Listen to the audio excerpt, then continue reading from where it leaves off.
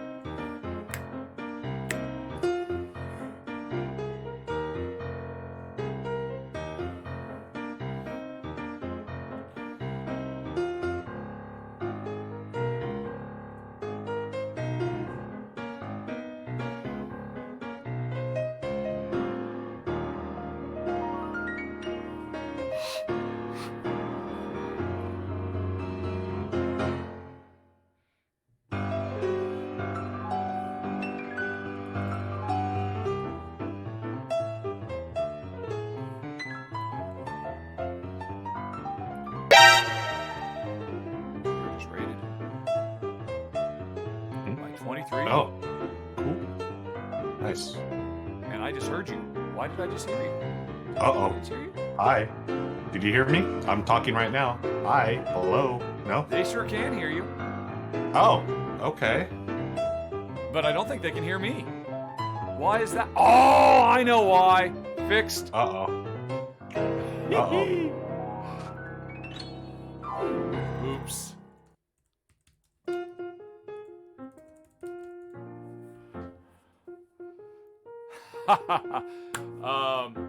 It's way too complicated to try to explain. I was experimenting with something this morning. I saw no immediate repercussions of what I'd done, and that was the repercussion. Welcome, Ray.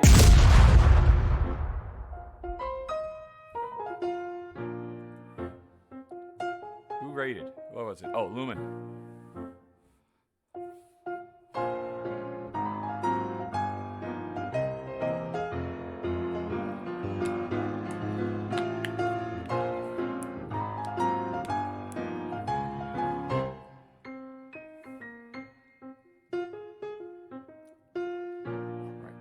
New.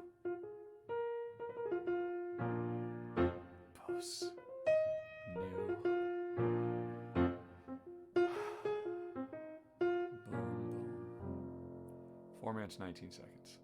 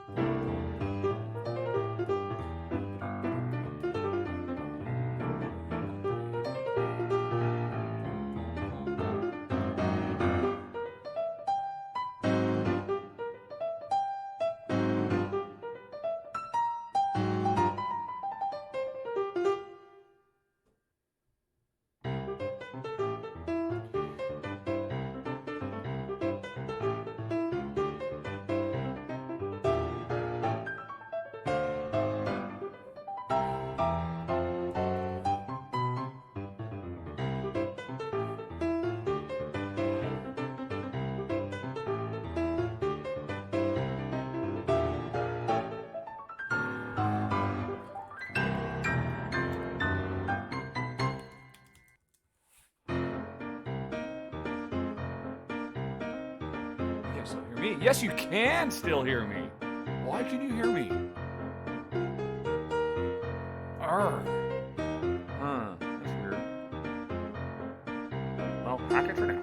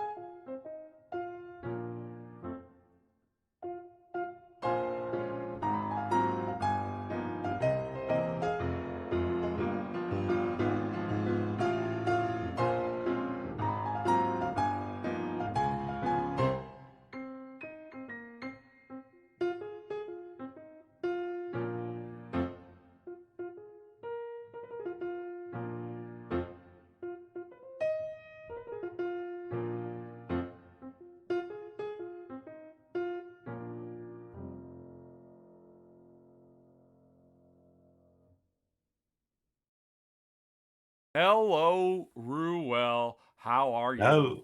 Hello, Richard. How are you? My face is still pretty big. Yes, I haven't fixed it yet.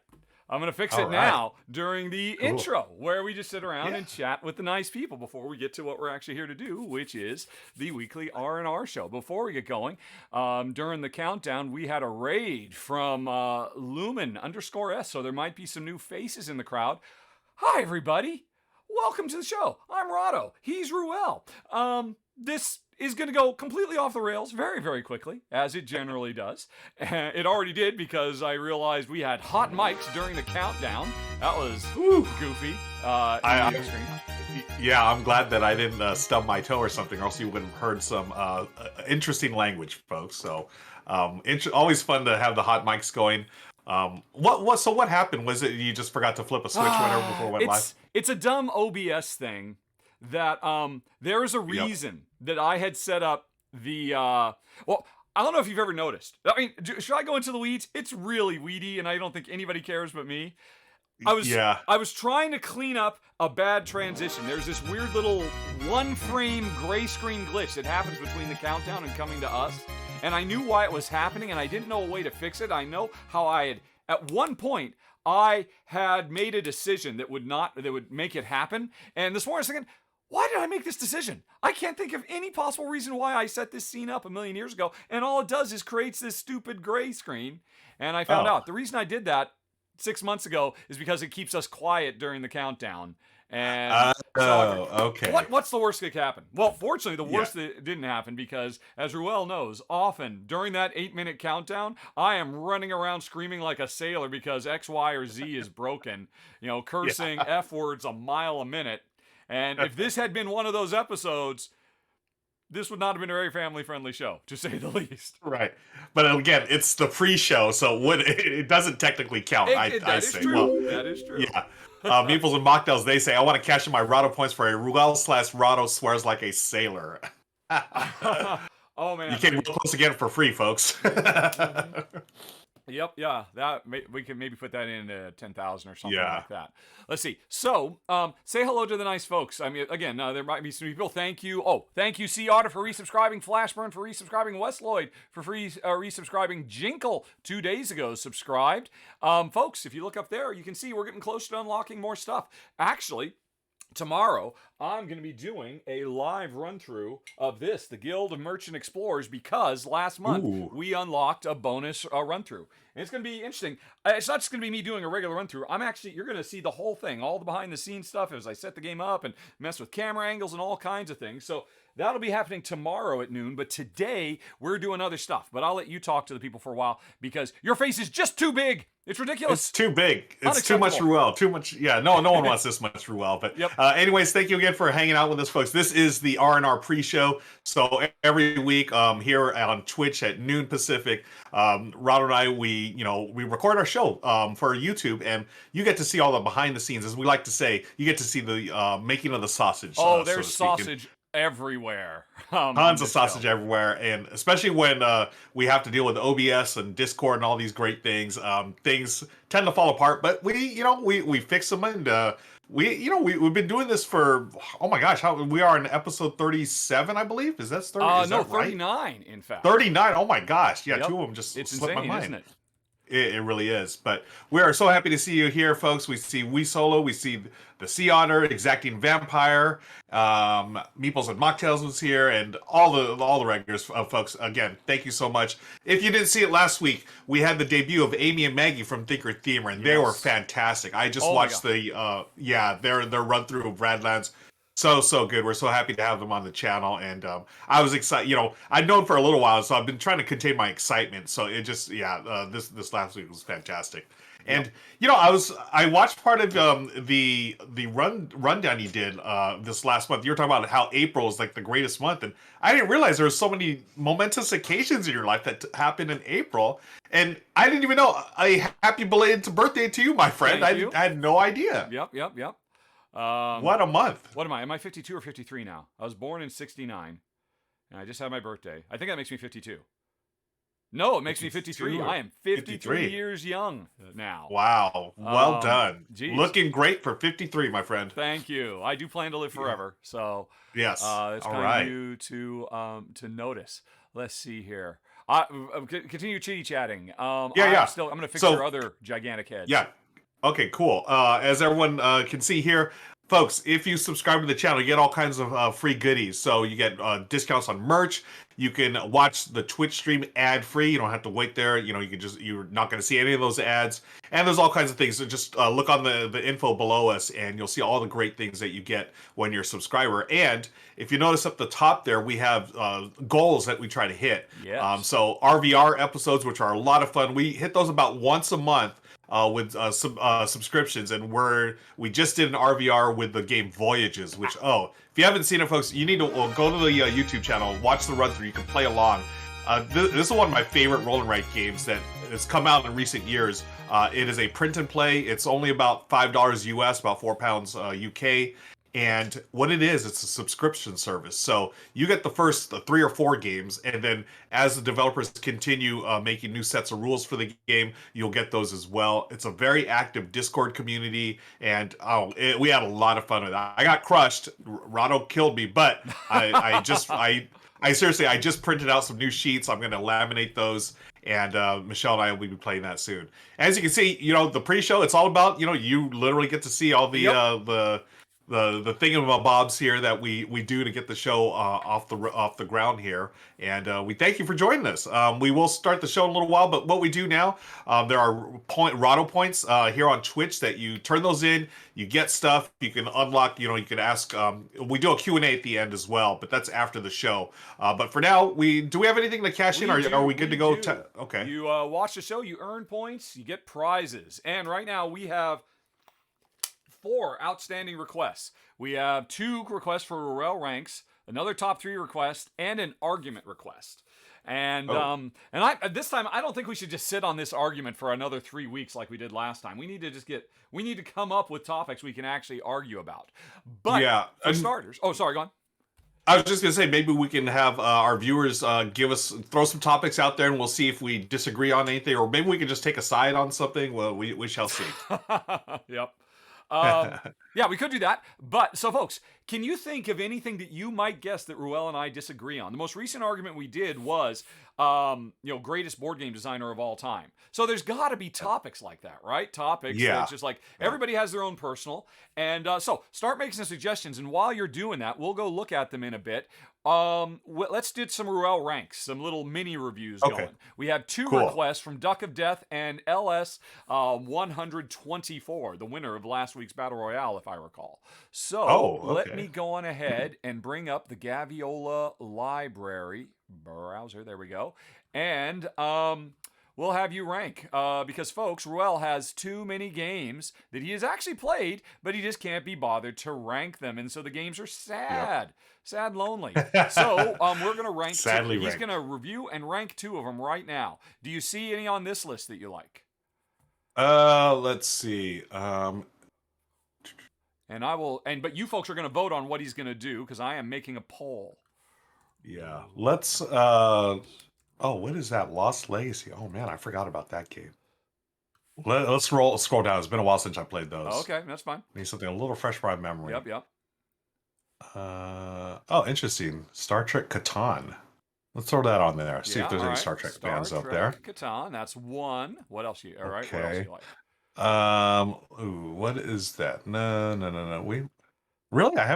I haven't ranked Ticket to Ride Europe. Wow. The Gaviola library doesn't lie. Ticket to Ride Europe. Yeah, let's do that one. To Ride Europe. Alrighty, what else? Let's go to the next. It's funny. I see Steam Torpedo there. I had that game for years. I never played it, and I just sold it. So I don't know anything about that game. Yeah. All right. Ooh, do I see Furnace? Yeah, we got to put Furnace on there. Furnace. All right. Any of these other ones? I just played Founders of Teotihuacan. Talk about that? I am ready to talk about that. Spoiler alert, I love that game. Of course, make the one that's toughest to spell. All right. Yeah, what about and these? say,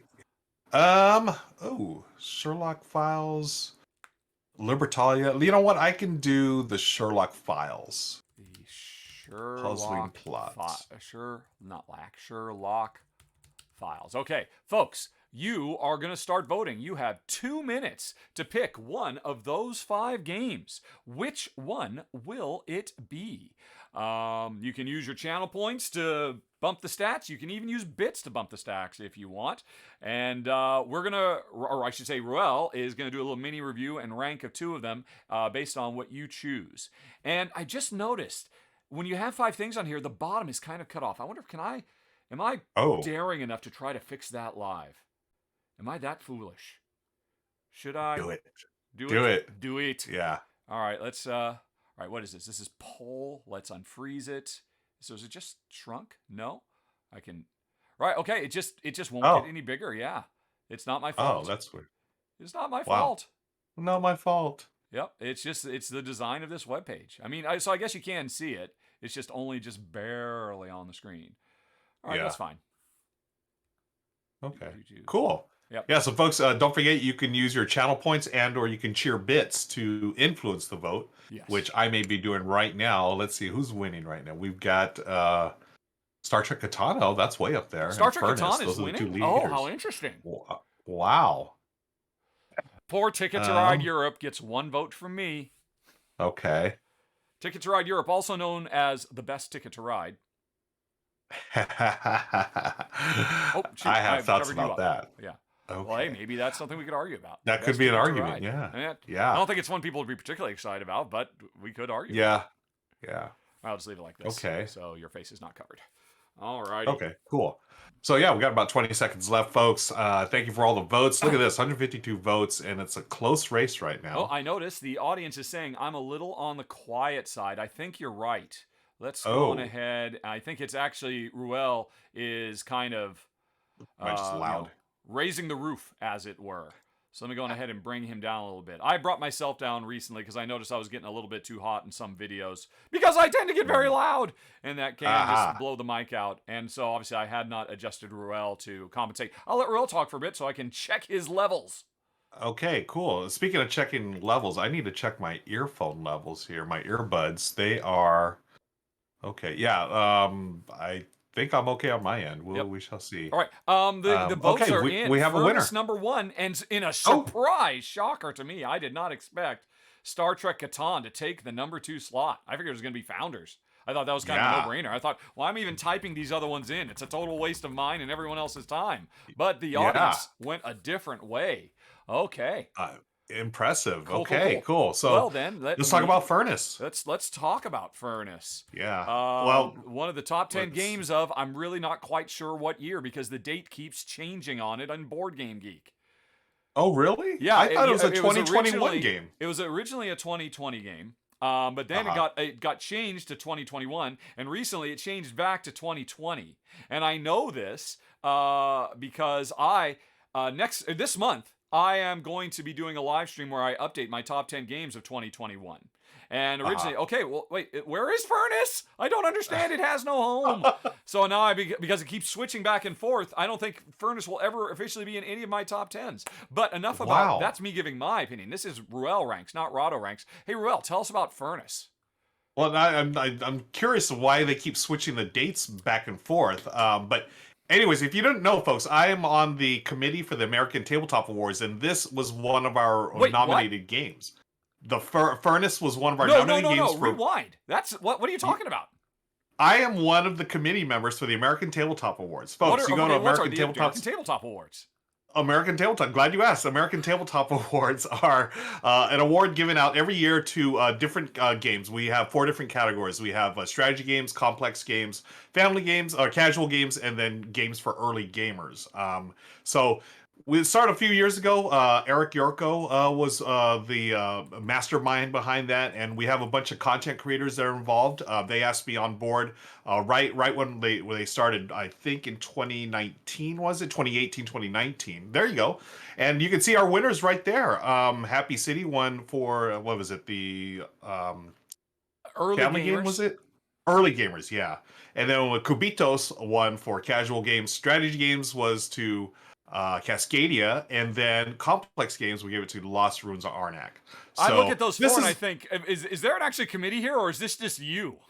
No, there's an actual committee. You can click on the committee button right there on the site. You'll see who's on there. We have people who are in all facets of the industry, working in board games, tabletop content creation, and so forth. You'll recognize some of the names along with mine. Yep. There I am with Han Solo. There's Becca, there's Suzanne Sheldon, Theo, Geeky Gamer Guy, and there's Eric Yorko of What's Eric Playing. So we've been doing this for a few years, slowly but surely gaining traction. But we have weekly, we have a very active Slack channel where every week we talk about games. And, I think we've sort of arrived in the fact that anytime we put these things out, we get a ton of people arguing arguing and saying, this is not a complex game, this is not a casual game. So I feel like we've arrived in that sense. Exactly, yes. You're right up there with the Spiel des Jahres people then. Exactly. Once you start arguing about that, I'm okay with it, I don't really talk too much about the process. I'm just part of the committee. We have our process that we do every year, and I'm very proud of the work that we do, to promote the tabletop gaming hobby and, highlight some of these great games that are coming out. As you can see, obviously, Wingspan was just doing a quick scroll through your history, you have made very good choices, I have to say. Thank you, sir. All Thank right. you. Speaking of... Furnace was one of the games nominated for 2021. Based on the fact that I thought it was a 2021 game, we all thought, but it's been changed apparently according to BGG. But Furnace is a wonderful game. I've got to rank it high, but what we're doing, we are capitalists at the turn of the century, building our industries, and it's this really. For me, the highlight of the game is honestly the auction mechanism. It's like a bidding mechanism where you have to bid on which cards or industries that you would like to add to your tableau. And you get to place one of your 4 numbers there. And if someone outbids you, they get the building. But as a makeup, you get the resource. Right. And the tension comes in where sometimes you don't want that building. You just want the resources. And then someone sort of hoses you and gives you the building anyways. Or vice versa. I love that. And then the engine building part, as you add buildings to your tableau, they're going to give you resources and let you do special actions. And it goes on for 4 rounds. It's quick, but oh my gosh, every single decision you make is wonderful. I love the tension in this game. I love that it plays so quickly and it's easy to explain, but it just everything about it just hums. It's like a really, really fantastic game. So Furnace, folks, it's got to be high on my list. It should be a 7 point. Just kidding. It's not a 7. We're talking a minimum of 8. I'm thinking 8 point. Man, am I going to 8.5 on this one? Everything. It's just so. If you don't, fantastic. How could you not? Quite frankly. Yeah. In what? I'm gonna go 8. In what universe could you knock this game down for anything? I can't. The only thing I can knock on the theme really doesn't do much for me, but. It's still an awesome game. Kind of thing, you mean? Yeah, it's a personal preference. Right. So I'm going to go 8.65 is going to be my final judgment there. So 8.65 for Furnace. I'm going to go to my BGG right now just to update it. You take care of it. So Furnace, yeah. Your thoughts, my friend. 8.59, which puts it, I think, in my top. It puts it well in my top 100. And yeah, like I said, I'm a bit confused. This was going to be. Or I think it was in my top 10 of 2021. I don't know. I'll worry about that later. Yeah. The reason the dates have shifted on it is because it was originally published, a very small print run in Russia in 2020. Okay. But then it got picked up for wider distribution in 2021. And I would argue 2021's edition is a different edition because they did make changes to the game. In part because of little old me. In my original video of it, I was raving about how it's one of the best games of the year, and my only complaint was, why so white? Why aren't there people of color? Why aren't there more women and whatnot in the game too? Because you awesome. Could. There are actual industrial era people of note who you could have brought to the forefront. And when I think it was Arcane Wonders picked this up for wide distribution, they worked with the original developers and said, yeah, let's do that. And they did new art and whatnot, so there was more variety. And I thought that was very, very awesome. So I think I love that. That's great.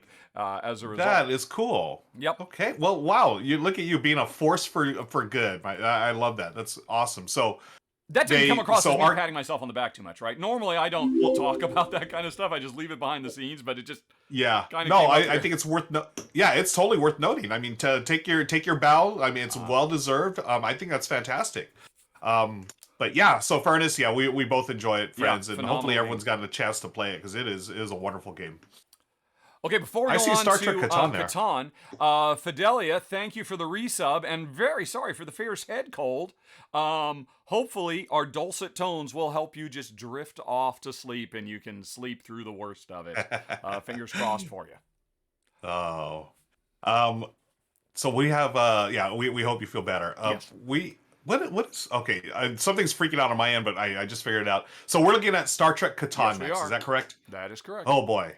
It is not it's been a minute since I played this, but it's Catan, but better because it's Star Trek themed. Of course. But here's the thing. The thing that they did, which I thought was a genius part on the developers part here, they added special abilities. So you could hire, or one of the OG cast. You could have a Kirk. You could have that picture's funny. That was awesome. You could have Kirk, you can have Spock, and when you recruit those characters to your hand, you can use those abilities. So it's like a 2-time ability. You can use it once, you can use it twice, then it goes back to the main pool, and it freshens up the game. And I don't think it actually makes the game any shorter. It's still going to be about 60 to 90 minutes, but it's definitely my preferred way of playing Catan. If it's either this or the 2-player Rivals for Catan. I do enjoy that one. Catan, if you've been in the hobby for a while, if you played base Catan, it can take a little while, of course. And, the main complaint is the randomness, which I get. But,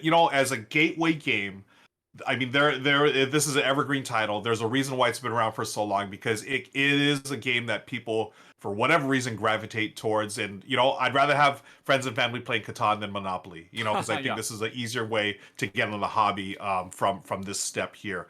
So Star Trek Catan, because it's Star Trek and it's, my favorite, the original series, I'm gonna give this a pretty decent ranking. I'm gonna say it's a 7.45. My final ranking, Star Trek Catan. I can't comment because I've never had a chance to play it. I would definitely love to, as a dyed-in-the-wool Trekkie myself. I have to admit, I've only ever played Catan once. Oh, really? Yeah. And I thought it was a pretty cool game. I'd happily play it again. It's just I've never really been in a situation. It's not a game that comes up in our circles that often. Plus, of course, Catan and Star Trek Catan is a minimum 3-player game. What the heck? Where's the freaking anniversary edition with Automa rules too? I mean, these days, every game is throwing all kinds of solo modes and Automa rules. I'm sure there must be dozens of people who have made automated players for you to play against, and I would think Catan would be very automatable. And I would love them to do it with a Star Trek Catan reprint, because I would so love to play this. And what you just described, I didn't realize there was anything other than just a retheme. I thought it was just, it's the same game with little enterprises instead of just sticks representing roads. But the fact that they actually changed it up thematically sounds like it's even better. Yeah, I would definitely recommend this. Give it a shot once. And when you play Catan, had you already been in the hobby for a while? Yeah. I'd already been. Well, no, actually, I think it was still in my first year of gaming, of being a converted game geek. Maybe the second year. So it was still fairly new to me, and I thought it was pretty cool. And at the time, it's one of the few games I've played that really features that much trade between players, which is something I absolutely love. Of course, I never see it because I only play 2-player games where trade is practically an impossibility because of the zero-sum nature. Right. I will never give you something that helps you unless it helps me more. And you'll never accept that deal. So therefore, no deal will ever be made. At least when you're playing with me and Jen, because we both play hard. No, that's a fair point, and I think that's the appeal of base game Catan, right? You have this game, and it has that very Monopoly-like thing where you can trade a bunch of stuff, and it's a constant player interaction. In Monopoly, you roll, move, and then you got to pay other players when you land other spaces. Whereas Catan, it's constantly 2 sheep for a wood or whatever you can trade. So I think it's been around for 20 years now. It's still going strong. I mean, they sell a ton of copies of Catan, and I'm all for it. It's something maybe I'm not going to play all the time, but Star Trek Catan is definitely the one for me. I think it is a very, very the position it has taken as the effective ambassador of board gaming to the greater, broader world. I think it does its job great for that. It is a bummer that there's no two. I do think there's a fundamental flaw in that, it's only for groups. But you know what? Most people, that's what they think of. You don't play board games just a 2-player. That's something that people can sidle their way into later. And honestly, without... And they do... Yeah. Oh, I was just going to say, and they do have the 2-player version called Rivals for Catan. Oh, that's a mean game. Yeah, it is really mean, and it's I would say it's Catan-ish. It's not like pure Catan. It gives Yeah. you Oh that yeah, yeah. It's feeling themed of it. after Yeah, Catan. it's a different game. Oh, Yeah. totally. Yeah. Yep. Quick question from We Solo did. Are either of you excited for Star Trek: Strange New Worlds? Oh my God, I am. Yeah, that's this week, isn't it? Yes. This week, we've got the final episode of Moon Knight, which I'll be staying up till midnight for. We've got the first episode of Star Trek New Worlds, which I'll be staying up till midnight for. And then we've got Doctor Strange Multiverse of Madness, which I will be seeing at 4 p.m. this Thursday, come hell or high water. So, yeah, I am very geek happy this week in a big bad way. I'm really excited for Star Trek Strange New Worlds because I actually know someone that's worked on the show. I'm really excited. Yeah. So my buddy Matt, who's a part of Tabletop Live Network, that's our monthly tabletop stream over there on Twitch. He does a stream called Silver Metal Tavern, and he actually works in the in Hollywood. I think he's an editor or something. And for like the last year, he's been like dropping hints, but he hasn't said he couldn't talk anything because of NDAs and stuff. But recently, he's finally said, "I can finally tell you guys what I've been working on." And Richard, he is a Star Trek geek through and through, so this is like a dream control for Matt. Wow. So he's like, yeah, he's worked on the new Star Trek. He works in Hollywood. I think he's an editor for shows or something like that. Yeah, so he landed his dream job about a year ago during the pandemic. Yeah, I'm so excited for Matt. I'm so excited to see the show as well. So that's amazing. Really happy. Yeah, really cool. So people are saying that your mic is still a little low, I think. I was just messing with a little bit more, bringing myself up a bit, bringing you down a bit. According to the little visual meters I've got, we're pretty close. But keep weighing in, folks. I've just hopefully made some more adjustments. Eclectic Camel, 5-month subscription. Haven't you learned yet? You've been here long enough to know that we don't know what we're doing, but we appreciate the vote of confidence. That is fantastic. Starting to work on our next RVR. We already do have an RVR lined up this month. It's for On Tour. Yes, I cannot wait. Yeah, the Paris, New York expansion. So yeah, very excited about that one. But more unlocking, more subscribing, more following, more bits, and all the things will get unlocked. This is not one of those shows that we just let's just put a progress meter in the corner of the screen and then it fills up and then we just put another one up. No, we give you stuff if you unlock stuff here. We try anyway. We try. Alrighty. Here's an argument suggestion from Bing. From the mic. Really? They saying me. I mean, I am practically at this point barely peeking into the red. If I go any hotter, I'm just going to be completely blown out the entire time. Kabuki Kid, are you sure it's not you? Perhaps you're I don't know. Anyone else want to weigh in on the volume? Yeah, definitely. It would be definitely good to get that fixed before the show starts proper, because we're still in the pre-show right now. Speaking of which, did anybody have any suggestions for an argument? I did see one. Yeah. Kirk versus Picard. Kirk versus Picard. Yep. Oh, yeah. I see. You just saw it too. Yeah. Yep. As far as argument, that's the only one I've seen. Men. Yeah, I'm OG Kirk. Exactly, we both are. We are both of a certain age. Yeah, you know what though? I mean, Picard. I do like Picard. Let's see. It's just I grew up. Okay, with Kirk, if we're both Kirkmen, we can make this interesting. Best second place: Picard versus Cisco. Oh man, I haven't watched too many. Cisco? He is Deep Space Nine. Yep. What shows? Deep Space. Yeah, I haven't watched much of that, so I have no opinion on that, unfortunately. We got to find something to argue about. We talked about donuts the other day. That wasn't really an argument, but we did learn that apple fritters were. I have an argument with the world that apple fritters are still the best.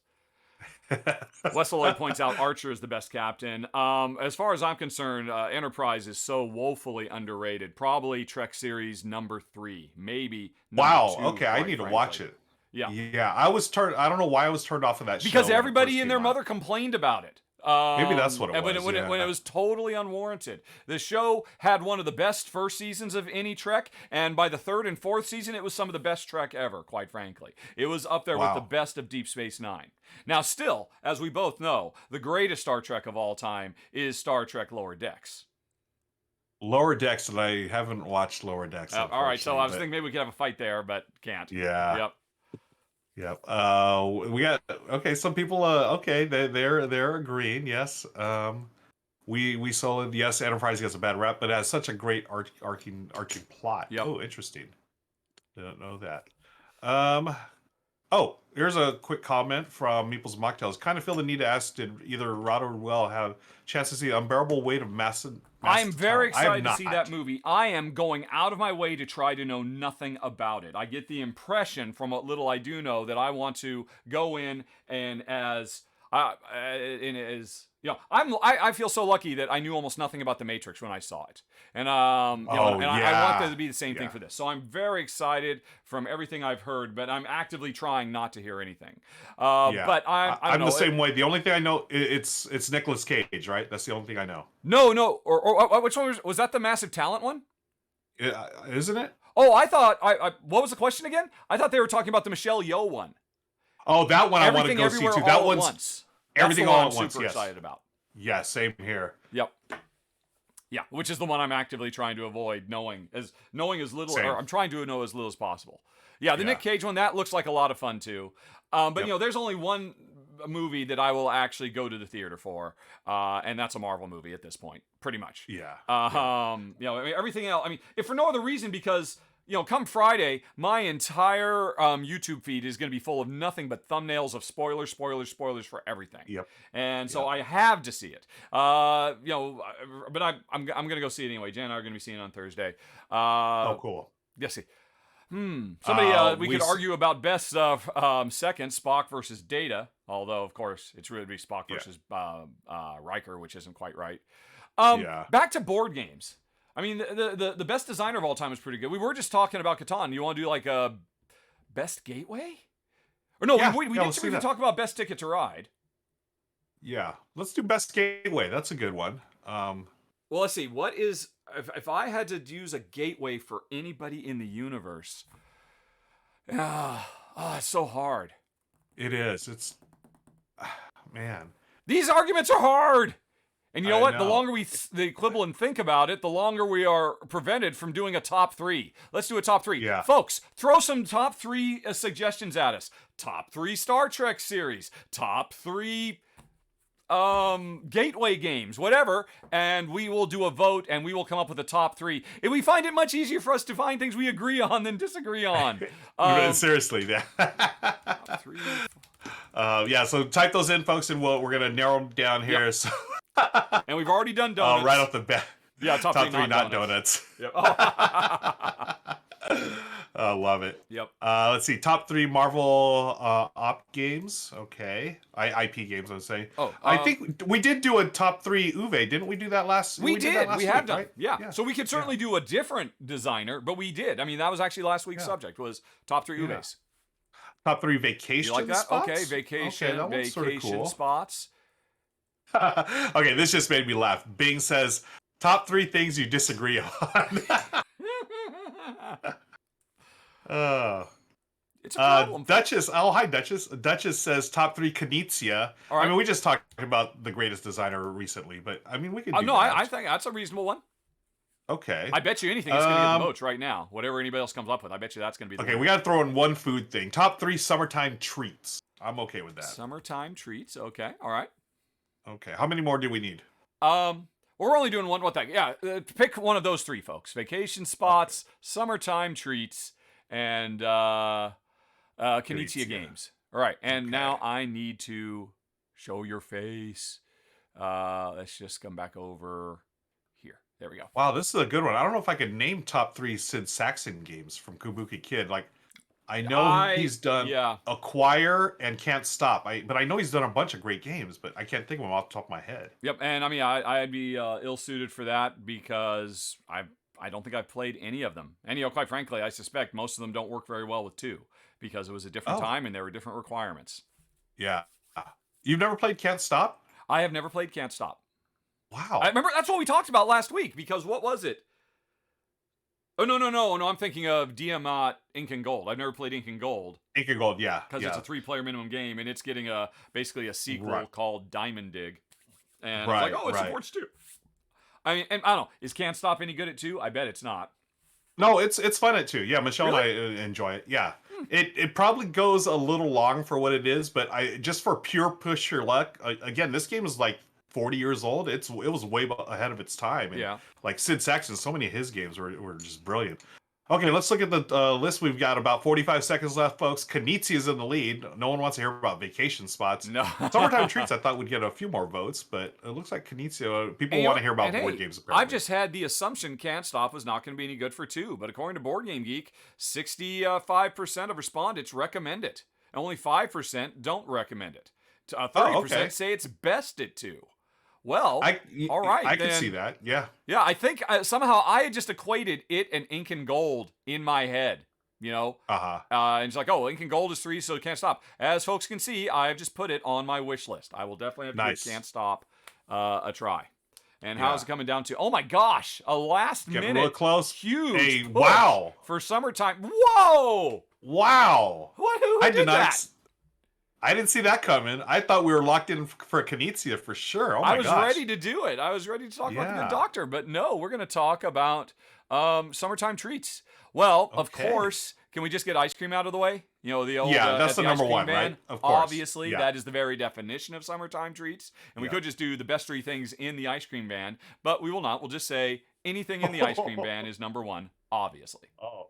You know, that's funny. For the ice cream ban, I would pick I would pick a non-ice cream item out of the ice cream truck for my number 1. Yeah, you know, just something from my childhood. I'll never forget the ice cream man, our local ice cream man.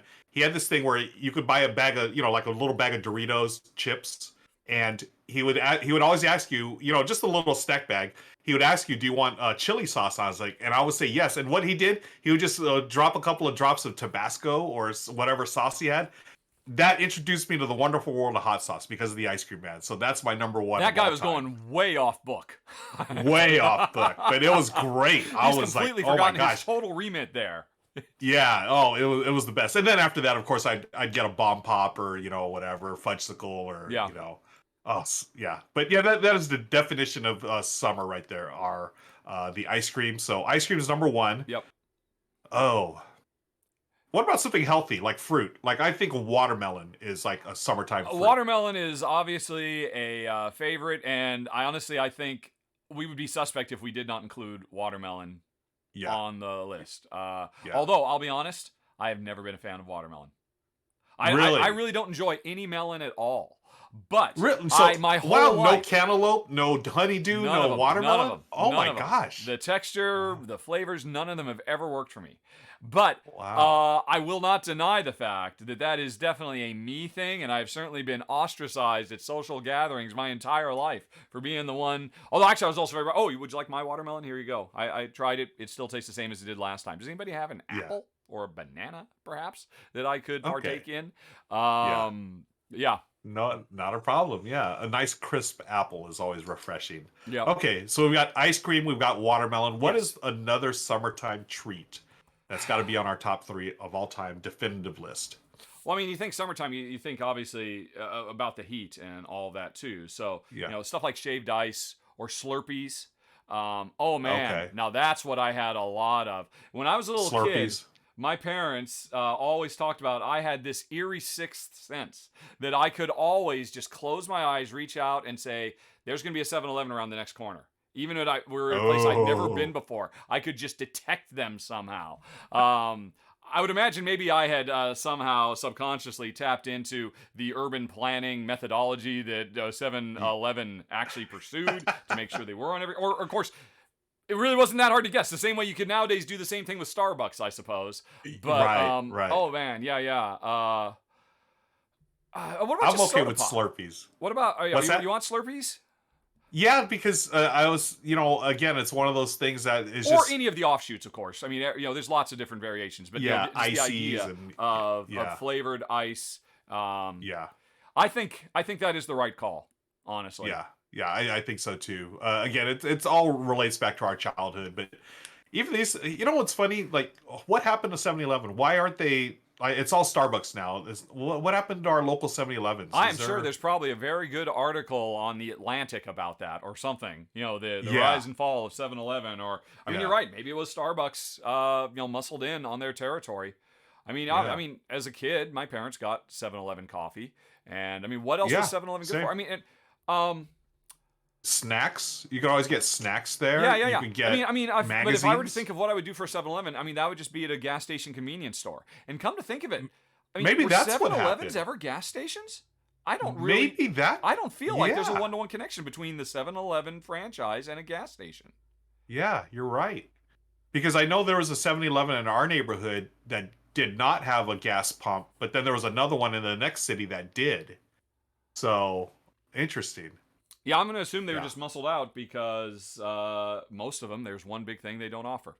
The guzzling, that keeps everybody going. That would be my assumption, but I don't know. Yeah.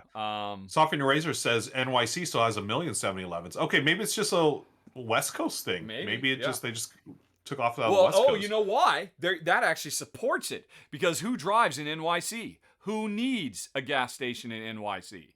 Right? Okay. Yeah. I mean, true. because where does one go to get gas in New York City? I drove in New York City once a million years ago. I don't have any visual of a gas station anywhere on Manhattan proper. I'm sure they must exist. Yeah, somewhere. you're right. It's funny that the one time I drove in New York, I actually ended up getting gas in New Jersey. So I don't think you get gas in New York. JW Sparker, that's what I'm thinking. Just 7-Elevens just on the West Coast went away. Because I know there's 7-Elevens around the world. They're still like out there. Yeah. My last trip to the Philippines, I swear I saw more 7-Elevens there than I have in California in years. Wow. Yeah. So that's an interesting take. There's some really people are talking about cucumbers and strawberries for summer treats. Would you do a cucumber as a summer treat? Well, can we just change watermelon to fruit?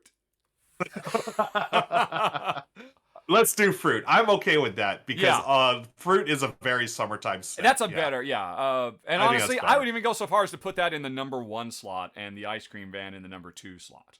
What? Really? Only to set a good example for the young'uns.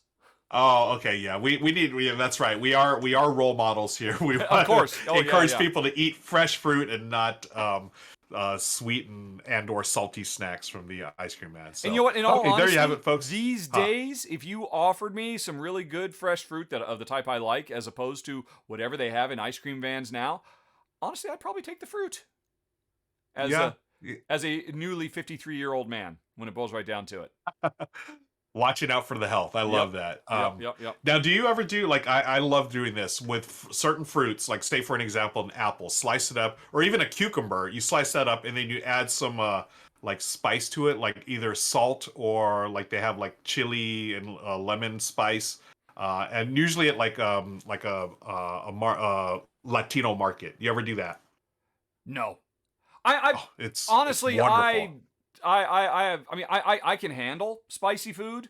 It's not like I'll run screaming to the glass of milk or anything like that. But it's never something that I seek out. Jen and I, we lived in Texas, in Austin, Texas, for 3 years, and that certainly got me very, very acclimated to the very, very high end or the higher end of the Scoville scale. But it was never something that I said, "Oh, I love this." It was always like, "Oh, well, I guess I can tolerate this now," but I don't know that I needed it. Yeah. Well, there's something about just, adding a little, there's one, oh God, what is there's a mix called Tajín, which is available in most supermarkets nowadays, where it's just like this blend of salt and a little spice, and it's always in Latino markets, but you just use it on like either cucumber or fruit. It gives that, it's so good, and it keeps the refreshing part of the fruit with just a little salt to bring out the flavor. It's wonderful. So highly recommend it. And Forest of Glass is with me. Thank you, Forest of Glass. You know what you're talking about, my friend.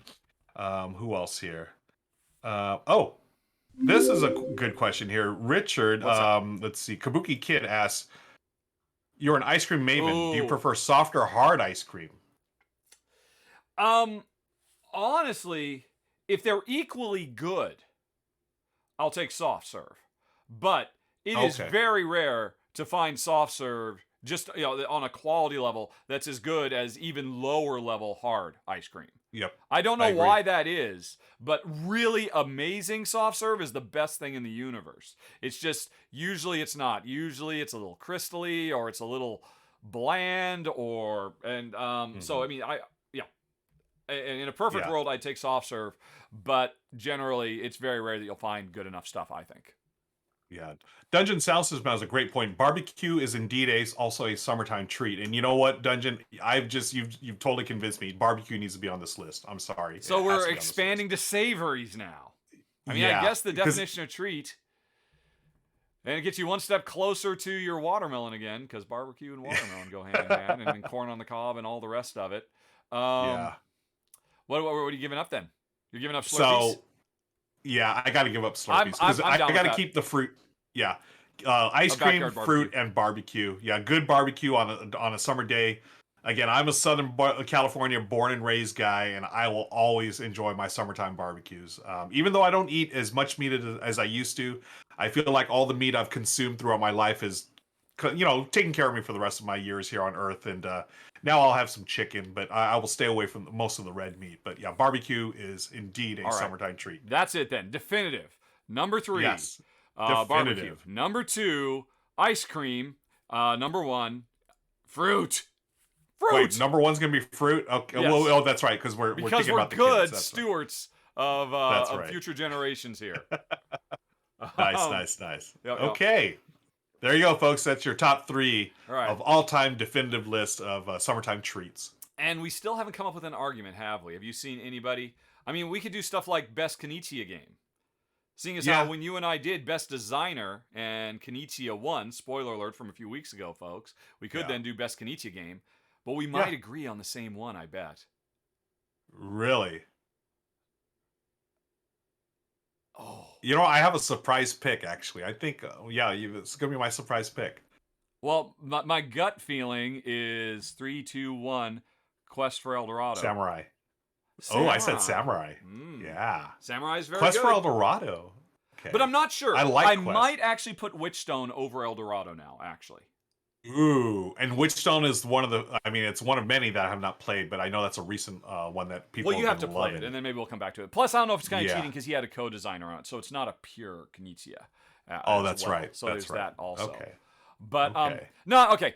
We're at 12:47. We got to actually start doing the show. We got it. Oh, my gosh. Yes. Yeah. We'll come back to the argument next time. Yeah. If they had chosen, if they had chosen top 3 Konnichiwa, that would have been pretty quick, I think. But treats, we went long on treats. We did. I was surprisingly so. It's all good. All right. Yeah. Okay. Well, then, before we get to the show, it is now time for us to give you folks something, or to give one of you one thing. The contest this week was it depended. It depends on the winner. If the winner is in North America, they will get a bundle of Viral from sponsor of the show, Arcane Wonder, Viral and the new expansion, The Hive. And if it's any place else in the world, they will get a bundle for Encyclopedia, which is available for pre-order right now. It had a very successful Kickstarter run. So let me find the wheel. Do I still have the wheel? No, I don't have the wheel anymore because I went looking at Can't Stop. Right. Which I have added to my wish list, as I said. Yes. So I think you're gonna like it. For pure push your luck, it's very, very good. Oh, it's something I should just play. I should just play just to have the institutional knowledge of it. It's a short-sighted thing. And honestly, I just dismissed it because I equated it to Ink and Gold and Tiamat in my head, and that was clearly wrong. Got it. You can play it on Board Game Arena. It's free on Board Game Arena if you want to play it on there. I could, but I'd rather play it for Realsy Reels. Alrighty. Same. I feel the same way. Yep. Now, do we have like special music or whatever for the wheel today? Oh, I totally forgot about that. Yes. Let's see. Let's customize. And instead of a ticking sound, we're not going to do the drum roll. Did I say we were going to do silent film score? Yes. Which means we can have The Amazing Plan, The Grand Chase, The Merry-Go-Round, The Super Circus, or something random. Ooh. What do you like? Grand Chase sounds sort of all right. cool. Le Grand Chase. That is our sound. And let me just make sure that sound is actually working. Let's just go to YouTube really quick. And because last week I had sound messed up, and what does Patrick Stewart have to say? He's always nice to listen to. Look at him go. Oh no, I just picked something tragic details about Patrick Stewart. Let's see here. So, yeah, there is no audio. Why is that? I thought I had set this up ahead of time. Oh, I know why. drawn to the theater because it provided refuge from his troubled home life. Though Okay. it also took him a long time to be able to truly cut loose on stage. As he tried All right, folks, did you just hear some tragic facts about Patrick Stewart right there? If you did, I think it's working okay correctly. In a few seconds, someone will tell me. Yep, they heard it. Okay, cool. Then we can go back to the Wheel of Names, and it is the Grand Chase with one lucky winner. Let's see who it is. All right, good luck, everybody. Yeah, I like it. That has a logo now. Well, that's just silly. All right, here we go. Who's winning?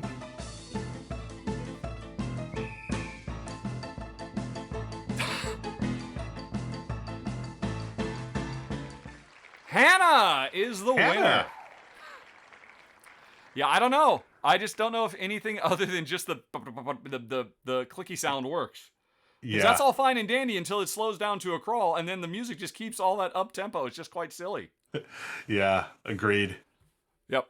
So, All right. Well, Hannah, congrats, Hannah. whoever you are, wherever you are, I will be contacting you later to see what it is you're going to get, because I have no idea. But congratulations. Okay. And we're going to give away more stuff. Oh, so here's an interesting twist, folks. Because nobody won the Viral pack, that means Viral is going to be up for this week again. We're rather than what I've done in the past where, okay, let's do two. Let's have one for North America and one for elsewhere. And it was a royal pain. And I had to keep track of 2 lists. And it was a lot of work, a ton of work. I figured, okay, well, hey, Viral is up again. And so that means I'm going to have to get it down so I can show it during the show that you could potentially win. Wait, but no, I can't, because I don't know who Hannah is. Oh, I didn't even think of this. Let's see if Hannah told me where they are in the world in my email. You can't see my email, right? I'm not sharing my screen, I'm sure. Cannot see. Okay, then let's looky-loo here to the old, all right, from, oh, that's the wrong directory. From Hannah. Hannah did not say where she is from. And she has a Yahoo account. So that doesn't tell me anything either. If you've been like, German accounts often have a very specific, but nope. So, wow, this is tricky. How are we going to do this? Did not think about this. Just had the idea of, oh, look, well, we'll just keep going until Viral's won. Then we move the next one in. But, of course, cannot do that because I have no idea what has actually been won. So I think what we're going to do is we're going to go on ahead and say, you know what, the prize this week is a new game for Show, Sherlock 13. And for the rest of the world, it will be, what is it? Another Azul bundle, which I have to get ready. I have to get that on screen, don't I? Yes, I do. Okay. So, Cool.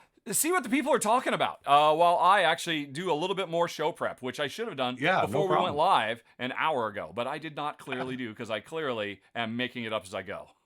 Yeah, no worries. Our friend A Foxy One, hi Jackie, says, "I love that I just came in during chaos." Yeah, that's pretty much the R&R pre-show. It's chaos, folks. Yep. Oh my gosh. Okay, good to see you here, Brenner. Thanks for joining us. Ruckus, a Yahoo older than the internet. I still have an old Yahoo account that I check occasionally. Do you? I used it mainly for my fantasy football league of 20 years, but I recently retired from the football league because my tolerance or my passion for sports watching has declined over the years, and to the point where I no longer care about fantasy football teams. Dungeon Sound System says, finally played Moonrakers. Nice. Last weekend was a bit afraid of the negotiating, but it was a blast. That game is fantastic. Yes. You know what? Just for you, who was at Dungeon Sound System, I just got this in. This is the Moonrakers expansion. Really? Who's Moonrakers from? Down. I feel like they had some other game that I know. Veiled Fate and Veiled then Fate. Mythic I'm thinking Mischief. of, yeah, this was the prequel to Veiled Fate, right? They did this before Veiled Fate, and then Veiled Fate blew up hugely. Yes, that game was they crushed it with that game. Moonraker's the new expansion. That's all I can say. I can't say anything else. I haven't even. It literally just showed up in my mailbox a couple of days ago, and we have to like abide by their not embargo, but I will be. I can say this. I will be live streaming at some point in the near future. In the month of May. Not that soon. Probably okay. Closer to summertime. Yep. Wow, so you got But way early. super excited. Yeah. But they have this expansion. Have you played Moonrakers? No, nor have I played Veiled Fate. Oh, Moonrakers is fantastic. Really? It's a deck building game, sci-fi game, and it's got negotiation built into it. And Does that mean really it's a interesting 3-player minimum game? No, it's got a really interesting 2-player variant. That's all I'm going to say. You can play it 2 players, yes, and it works. Surprisingly, it works. Okay. Well then, you know what that means. Board Game Geek, Moonrakers. I love this, folks. While you're in chat, whatever happened to Tom from MySpace? Wrong answers only. Thanks for our friend Jackie, a Foxy One. I love. I know. You know what the real answer I think is? Tom just quit MySpace and become like he just traveled the world and took photos. He's just like a photographer now. So, do you remember MySpace, Richard? Were you on the MySpace? No, back I in the day? totally missed the MySpace generation. I was aware of it, and I did not understand the purpose of it. So I just, I was totally. Yep. I probably even made one. Messed with it for 5 seconds and thought, well, this is pointless. I don't come to the internet to be social or tell anybody about myself. Why would anybody do this? I imagine it's probably what I thought at the time. Yeah, that's funny. I remember MySpace. I remember Friendster, and then now Facebook. Jeez Louise. Yeah. Okay, so are we good to go? Yes, I think so. I had to put Moonrakers on my wish list. Although, Board Game Geek says the community says it's a recommended 3 to 5, not recommended 2-player. Is it just a case that most people don't know about the 2-player variant, do you think? No, it's in the rule book. They have it in the back of the All right, rule okay, book. yeah. Sometimes those get released after the fact, kind of a thing. Yeah. Like Fantasy Realms. And, nobody knows Fantasy Realms plays fantastically at 2. Although that's in the rulebook too. They just don't say it on the box. They say it's a 3-player minimum game. Anyway, yes, yeah. I think we're ready to go because we're going to do another unboxing. I have not opened this yet, and we'll be giving away this versus Azul Summer Pavilion, which you played, right? Oh, yeah. Yeah, okay, cool. So you can talk about that a little bit, and we'll see how that goes. Well, we need a secret word. What is a secret word? Well, we were just talking about summertime treats. Yes, we could do summertime or treats or both. I can probably work summertime into. I can work summertime in. Oh, good, because I was going to say I can't. I could work Star Trek in, but it would be so blatantly obvious as to be pointless. Speaking of which, hey, last week, drums was your secret word. Where'd you work that in? I'm sure people had a tough time finding it. Drums. Oh my gosh, I don't remember. Where did I? You put it in the gig. Oh, the gig. It was early. Yeah, it was literally the first one, and it was the only one that had anything to do with music. And we had like a 30% increase in correct identifications. And I suspect a lot of those people were like, "Okay, I don't need to watch this. Obviously, it's going to be in the gig." Which was I thought hilarious. Yeah. I remember that was that's the first time I've ever done the secret word on the very first game. Yep. I always try to put it like later in the show, but it was just too easy, but summertime I can work into a game and I'm good to go. All right. Then the secret word is summertime. Summertime. What Spiska does make a good point. It should be Star Wars because May 4th tomorrow. Happy early May the 4th. Gosh. We could, if you really feel the urge. Honestly, I do have R2D2 back here behind me, but I don't think I could work Star Wars into my game. I mean, I could force it, but it would be really stupid. I could do it, but again, it'd be really obvious. Unless, I don't know what's on your list, so people might see some of yours. Do you have any? Yeah. Or do you have one? Or it'd be in it. I would literally have to just force that Star Wars into one of these games. Can I be honest? Way too obvious. The more I see of Disney Plus Star Wars shows, the less of a fan of Star Wars I am, quite frankly.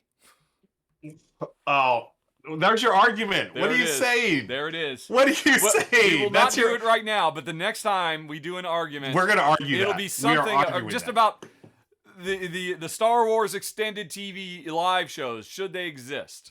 Yeah, absolutely. We need more. That. Oh my! Well, you know what we need less of is Marvel Cinematic Universe. How about that? You want to make that argument? I don't think Let's you do. Do this. I think next show we need to do this. Yeah. Okay. Yeah. We found our argument. There it is. Folks. Disney Plus Star Wars shows. Yes. Yeah. Okay. Because cool. Just. by and large. Yeah. R2's right here. Don't say this with R2 right behind me. Yep. Yes, of course. I think, okay, so the argument is in place. Come back next week. We will miss May the 4th, but in honor of May the 4th, we will argue about how it's time to put all these childish things behind us, I suppose. I love how you put that. Yeah. So we'll save the argument for next week, folks. But again, we're going to take the show here, and if we have some time left over, we'll do some Q&A as well. So stick around. Yeah. Okay. Cool. So then, all right, I just need a little bit more setup. I've got this. We're gonna open this. Hey, what's on the table? It's Sherlock. Let's do an unboxing. We did one last week. It was a lot of fun. So we're gonna unbox this. Then we're gonna do the giveaway. It's this, and do I still have the image? Or Azul Summer Pavilion. Ruel, you've played this, and you can talk about that a little bit. So folks are interested in the 2 games. We will tell them they have to listen for someone. Who knows who? Of course, you folks know since you're here early. It's Ruel who's going to say summertime, so you have to listen for him, not me saying it.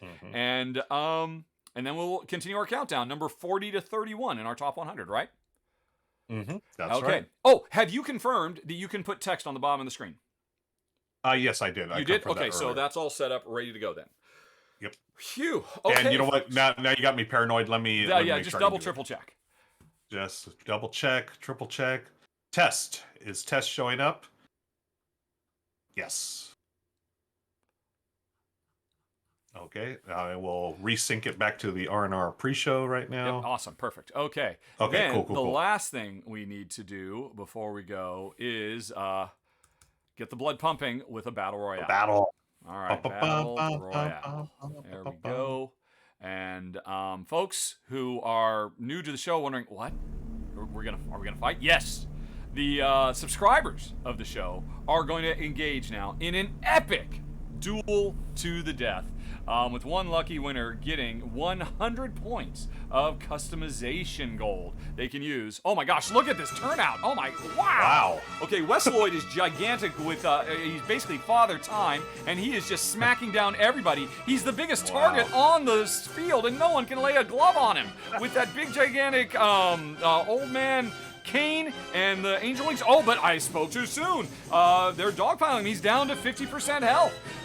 He went from hero to 0, although he's still holding on. Right in it with Meeplebrook. He's running for it. Karthik throws down. Meeple Pete's trying to hit him from the back, and he finally was taken out. But Meeple Pete is going up against me, and that was a mistake, Meeple Pete. Meeple Pete has pretty much wiped me out. Sea Otter brings the Halo Sword, and then he heals. Okay, Sea Otter playing the role of Master Chief. That is the Halo Sword, isn't it? I'm pretty sure it is. Goes up against Ruel Gaviola. Ruel Gaviola makes a run for the health pack. Ruel, what's it going to be? What is your strategy at this point, Ruel? Bring it. Run for the health pack. Ruel, don't turn around. Don't turn around. My gosh. Yes. But now Sea Otter's got another one too. Ruel, keep running. Get the other health. No, Ruel. That was your first mistake. Do you not see he has a Halo Sword? And you have nothing. You've never customized yourself. Backstab him well. No. Oh, dear. But actually, you're holding on. You're not out yet. You could get a critical, but I don't think you're going to. Yeah. And the Sea Otter. The Sea Otter, who for the longest time was the master of hugs, is also the master of disaster on the field. Oh, my God. All right. Very Sea Otter, cool. you can buy yourself a new sword now. Because I'm not a fan of the Halo TV show either while we're at it. All kinds of arguments popping up. I haven't even started to watch that. I watched the first half of the first episode and said, yeah, this is not for me. But cool. Congratulations, Sea Otter. Well done. Okay, now let's all right, and somebody set us up the bomb. All right. Cool. That was interesting to see you making it all the way to the end there. Congratulations. Although it's all completely random, it means nothing. But yeah, still. I think that's. Have I ever won? I don't think I've ever won. No. That's the first time you've made it that far. You're usually. I mean, I rarely even see you. You're just a little ninja, and you're just taken out in the first round usually. Yeah. All right. So, folks, from now on, we're going to be recording our weekly show that is going to go on YouTube tomorrow. We're doing a top 10 countdown and some giveaways and stuff. So while we're doing this, it's just going to be me and Ruel, but just chatting and doing our stuff. Please chat amongst yourself. And if you have any questions for us, please ask them with a question mark at the beginning of the comment. Because after we're done with the show, depending on how much time we've got, we will do some Q&A. Although we do have an argument. We could do the argument in time for May the 4th. We also, I see, Duck of Death requested a this or that. So that's also a really great way to end the episode, is some this or that. So I guess it depends on how many questions come in. If we only have a few, we'll end with a this or that. Otherwise, we'll do some Q&A. So if you have questions for us, we'll never see them in the chat because there's just too much chat. And we're trying to run a show. But start with a question mark, and we will see your question. And with that out of the way, let me go on. Let's see. Do I have? Yep. Arcane Wonders is our sponsor. Are you ready to go, sir? I'm good to go. All right. Oh, let me make sure my overhead camera has not frozen. Whee! It is fine. Okay. There it is. Cool. It's a little far away, isn't it? Do I want to get up and? This is such a small game. Hold on a second. You gotta zoom in. I'm gonna adjust the camera, but to that I have to physically get up. So I'll be right back. Okay. Cool. All right, folks. So yeah, you get to, again, this is the pre-show. You get to see the making of the sausage. I want to thank everyone for hanging out with us. See if there's anything in chat we can talk about here. We soloed. Thanks for joining us. Good.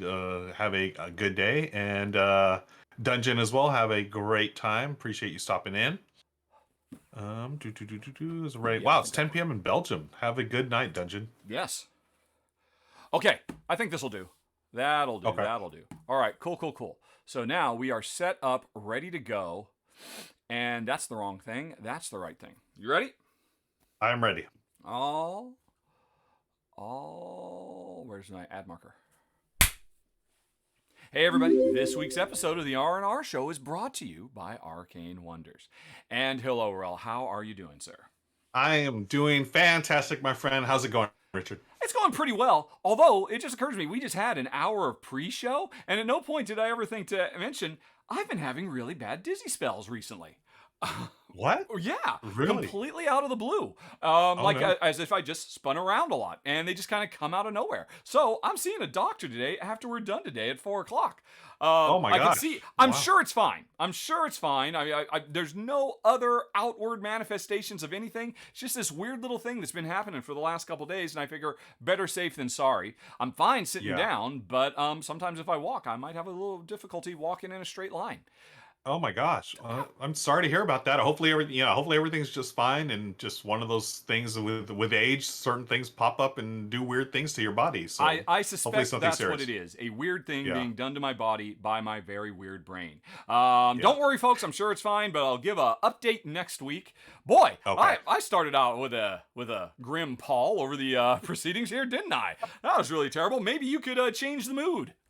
Well, I can change the mood I can spin that to, hey, to find out how Richard's doing, come on over to our BGG guild and, he'll update it there, because we do a lot of fun things there now. I'm trying to pump it up a little bit. I miss the BG, I miss seeing a bunch of interaction there. So I've been doing a weekly puzzle. Yes. So on my Instagram, I put a puzzle where it's 10 different board games. So there's a component each with one board, and I'll post on my Instagram, and then I'll post it on the guild as well. And, it's really interesting to see how many people can get.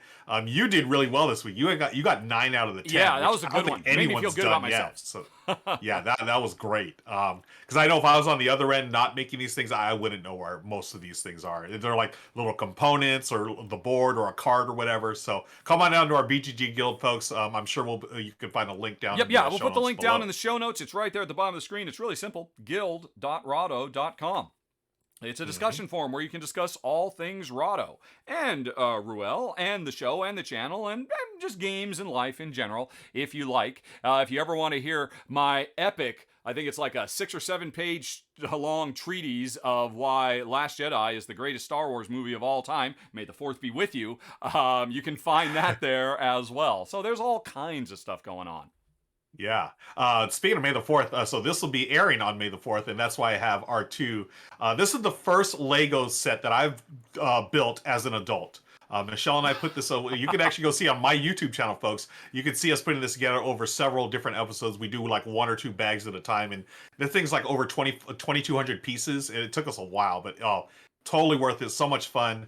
And yeah, so may the 4th be with you, my fellow Indeed. Star Wars friends. May the 4th be with you always. Okay. Always. Cool. Anything else you'd like to ask Speaking of games, yeah, speaking of games, what the heck is that little box on it's your a wee table little there? tiny box, and it is from sponsor of the show, Arcane Wonders. And actually, this is a game that came out like over a half a decade ago. But a few years ago, Arcane Wonders picked it up for like a new reprint and broader redistribution. And I figured, let's do an opening or an unboxing. People love unboxings, don't they? Yes. So, yes. let me go out and get the handy dandy Kniffy. And, yeah, take a look. Have you played Sherlock 13, Ruel? I did. Actually, Michelle and I, we live streamed it a couple of months ago, maybe Really? late last year. Yeah, Did you it play was it a as a lot of two-player fun. game? Now, I'm not the biggest fan of social deduction games, but this one is more my jam. It's really straightforward. It's got almost feels sort of like Clue in a way, the classic board game. I've heard this But, referred to as this is basically Clue or Cluedo for folks in certain parts of Cluedo, the world that's right. without the board, effectively. Yes. It just lets you That- focus that's how- just on the deduction without any of the rolling and moving that takes 2 hours. Exactly. Yeah, and that's why it was a lot of fun. It just gave me that sense of, hey, this reminds me of playing this game as a kid, but again, without the die rolling movement and stuff. Well, that's cool. Is your playthrough of this on your Ruel archive on YouTube? It is, yeah. So Well, cool. folks, come on Then over folks- to over to my YouTube channel, Ruel Gaviola, and you can find the archive where I archive all of my Twitch live streams over there on the YouTube channel. You can find Sherlock 13 on there. Yeah, definitely. I will put a link for that down in the show notes. So you can hit that eye up in the top right corner of the screen to go watch Ruel and his wonderful better half, Michelle, play this. So you know it. I know it too. Basically, there's been a dastardly crime, and there are 13 suspects, hence the 13. Inspector Baines and Bradstreet and Lestrade. All these cops could have done it. Or Hopkins. Or Irene Adler. Or Moriarty. That makes more sense. But Watson and Mrs. Hudson is also a suspect, as is Mycroft and Sebastian Moran, Mary Morstan, and Sherlock Holmes could actually be the culprit of all things. And as I understand it, isn't the way this game works is we take all these and like Clue, we shuffle them up, and there's one person who committed the crime. We don't know who that is. Yep. Nobody knows who that is. But then the rest of the cards are divided up amongst the players, like 4 to each player in a 3-player game, and what is it? The opposite, 3 to each player in a 4-player game. Although, did you do it as a 2-player run through?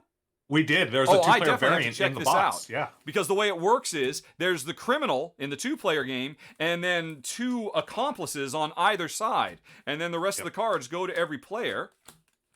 And then what happens is the game is afoot. And on your turn, you can basically, we're all investigators trying to figure out who did it. And I know it wasn't any of these characters, but through a process of elimination, trying to figure out, hey, where are all the skulls? I've got 3 skulls in my hand. If I look at the score sheet, everybody gets this. This is basically a deductin, right? Because everybody's using these sheets, behind, keeping it secret. So I can see that there's only 3 skulls. Wow, that's a bit of good information to me. I don't want anybody to know that, there's only 3 skulls. Okay, that actually is of 0 use whatsoever. Because if I'd seen 2 of the skulls, then the murderer might have a skull. But because I can basically rule that out.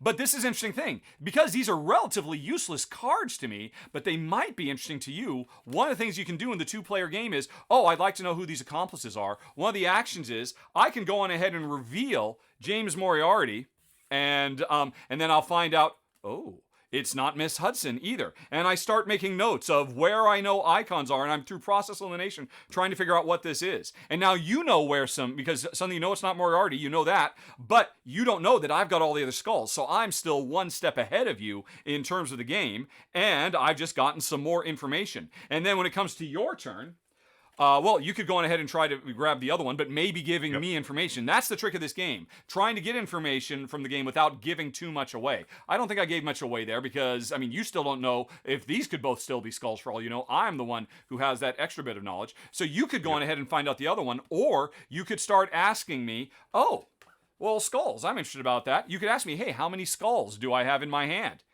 And then I'd have to reveal I have 2. And then the cat's up, and you now know everything I know, except, of course, for Miss Hudson. And so the game goes like this, back and forth, mostly us kind of almost playing Go Fish style questions, trying to figure out, well, why is he asking me that?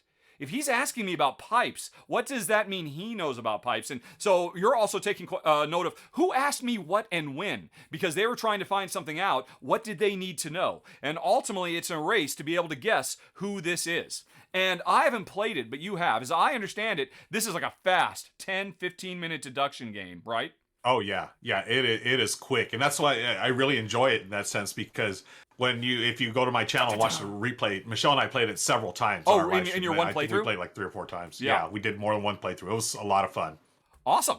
Well, that's very, very cool. I had no idea you played it. But Yeah. the reason, folks, that I just did a quick little unboxing of it is because one of you lucky viewers has a chance to win your own copy of Sherlock 13. And, well, how do they do it? Well, friends, as you're watching the show, you're going to pay attention and listen to one of us say the secret word, and today's secret word is summertime. Summertime, yes, we're right on the precipice of summertime here. We are in May. So summertime, one of us are going to say it. And what you're going to do, you're going to type in the name of the game that we're talking about when we say this secret word, summertime. Yes. And you're going to send that in an email to contest@rahdo.com, and you'll be entered to win your very own copy of Sherlock 13. Yes. Now, I should add, you will win a copy of Sherlock 13 if you are in North America, because that's where our sponsor of the show, Arcane Wonders, has the rights to distribute the game. Other publishers distribute it in other countries. So if you're in North America, you're going to win this. But what if you're not in North America and you win? Well, instead of picking up some excellent, super fast filler deduction gaming, you will get a copy of Azul Summer Pavilion, which I believe you've also played, haven't you, Ruel? Yeah, this one is actually Michelle's favorite version of Azul. We Really? love this game. Yeah, we love the base game. I wasn't I liked Sintra, Class of Sintra. That was okay, but this one is excellent. It takes everything we like about the original Azul, the tile, drafting and stuff, but it just adds a little more. You've got wild tiles that you can do, and as you can see there, it's instead of the normal like a square board, you're filling up stars and these different shapes, and you want to do them in sequential order if you can. That'll get you more points, but if not, that's okay. You still have a way to make up for it with the wild tiles and stuff. And yeah, this is definitely Michelle's favorite. She's always, whenever we talk about Azul, this is the one that will come off the shelf. And excellent game. I bet you've done a video for this. You have in your archive too, don't you?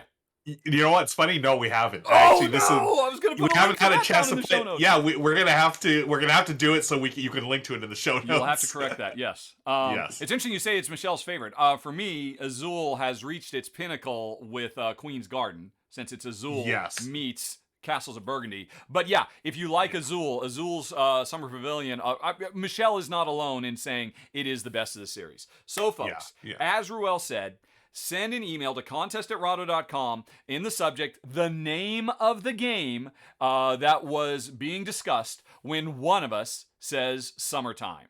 Or, I don't know, bust out into song saying, ain't no cure for the summertime blues. I don't know how it's going to come up, unless, of course, it's me, in which case I've already got a plan for how I want to work it in. But it's up to you to spot it and send that email in. Okay, then. Yes. Ruel, it's time to continue our top 100 of all time, right? Yeah. All right. The definitive list of the greatest games of all time. I think this will stand, etched in stone for all times. Thousands of years from now, people will look to us to determine which ones are the best. And today we're doing 40 through 31, if I recall correctly. Yes? That is correct. Yes, right. 40 through 31. We're past the halfway point. There's no turning back now. So let's kick it off with the number 40. And I can tell you right now, now, this, of course, folks, this is a shared list. I think I have some surprises here. Okay. That will surprise you. So let's start with number 40. I'm excited. Which I absolutely love. Tyrants of the Underdark. Oh my gosh.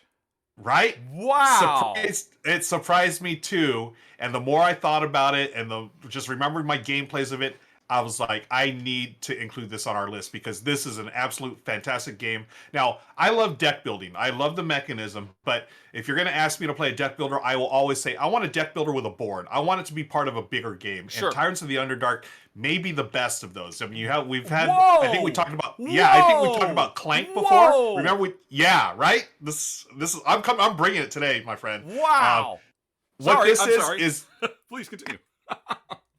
what this is, it's Blood Rage meets Dominion. Wow. It's a mashup of area control, area majority, with deck building in it. You're going to play, you can see there your minions, or there's monsters that you have to defeat as well.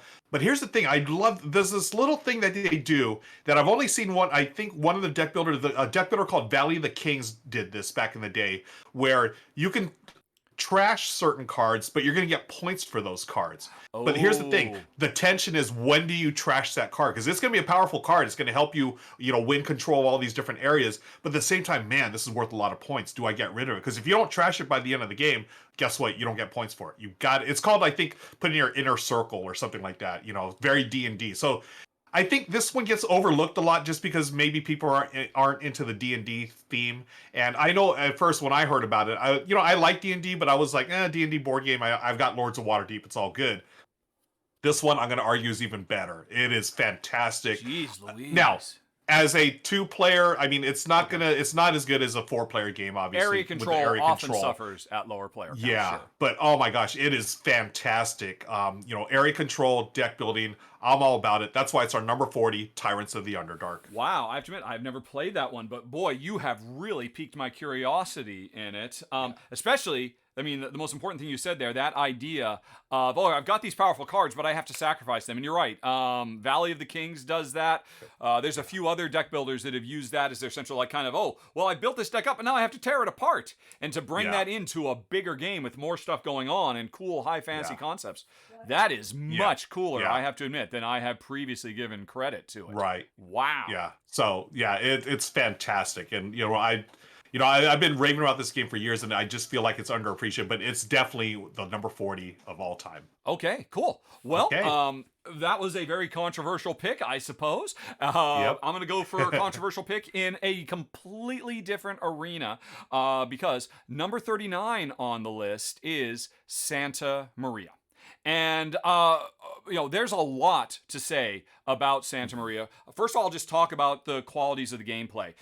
This is an absolutely brilliant cross of dice drafting, incredibly tense dice drafting, and very, very satisfying tile laying, polyomino style tile laying, because we are conquistadors colonizing South America and wiping out the indigenous peoples and, converting. I mean, we're doing a lot of terrible things in this game.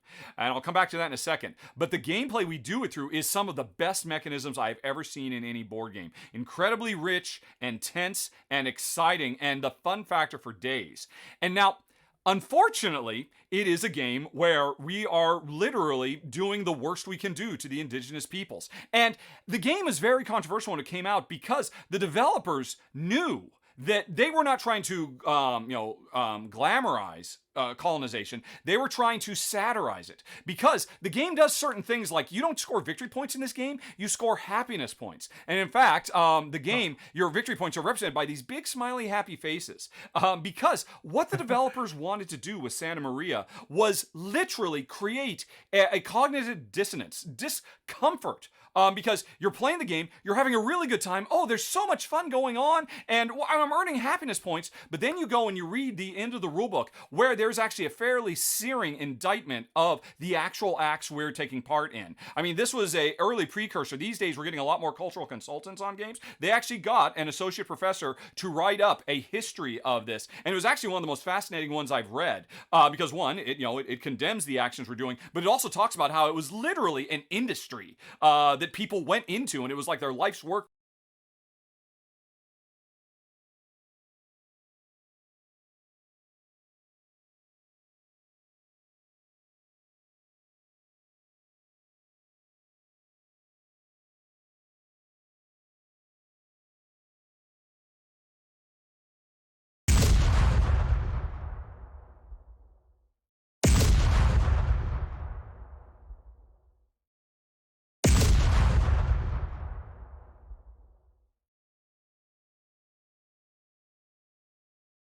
Wow. What a great time for my sound to go out. Jeez Louise. Of course. Do you remember what the last thing I said was? No, I thought it was on my end, to be honest with you. Oh, okay. Yeah. All right. Well, let's see. We'll just continue. I'll just try to roll back a little bit. Folks, I have actually, literally this morning, I ordered a replacement cable. I still had put it off. I've now ordered a replacement cable. Okay, so let me rewind a little bit. Woo. Thank you, friends, for letting us know. Yeah, thank you. Yep. Died shortly after, let's see, they were talking about, right, okay, yeah. So in some ways, this game was a bit ahead of the curve because these days, cultural consultancy is becoming a much more common thing. But for this game, they actually got an adjunct professor, if I recall correctly, to write up an indictment of the act of colonization and really to open people's eyes to how it was a literal industry. I learned a lot about the world and this dark chapter of history by playing this game. And what the developers wanted to do was say, oh, on the surface, everything looks fine because it's being told from the victor's point of view. But what about that of the oppressed? And so they said, well, okay, let's put that voice in the rule book. And so this can be a growing moment. Now, I'll be the first to admit, or else I'll be the second to admit, because the developers themselves are the first to admit that while it was a noble intention to use irony to underscore tragedy, it doesn't really work. And, there have definitely been games that have treaded this ground in a much better way. Another thing, though, to recognize the fact that in the end, while they were trying to have a strong message using irony to underscore tragedy, they failed. And so they did ultimately put an expansion out for it that actually lets you play as the Incans struggling to defend your culture. So I think maybe the game would have been better received if that additional content had been there from the get-go so that the marginalized weren't vanished. I mean, the whole point was, we're trying to show how they were vanished and how, their lives were worth less. And that's a cool academic idea, but in practice, it makes for an uncomfortable game, which is a shame because coming back to the beginning, this is one of the best Euro games, best tile layer dice drafting games that have ever come around. And so I hope and pray that as an anniversary dates for this come up, that maybe the developers will get a chance to revisit it and look for ways to repackage the gameplay and ideas, like the upcoming Puerto Rico, which is completely resetting the stage for after independence is won. I could see that same thing done with Santa Maria, so that it could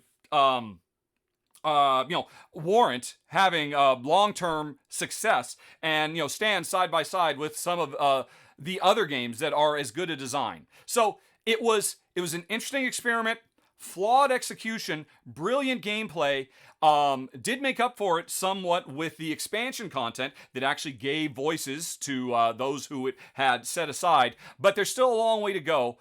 But the gameplay is still one of my favorites of all time. So, like I said, it was a bit controversial. My number 39, Santa Maria. Yeah, is this has it been out of print for a while? It has been out of print for a while. And honestly, like I said, the developers themselves, they realized, they listened.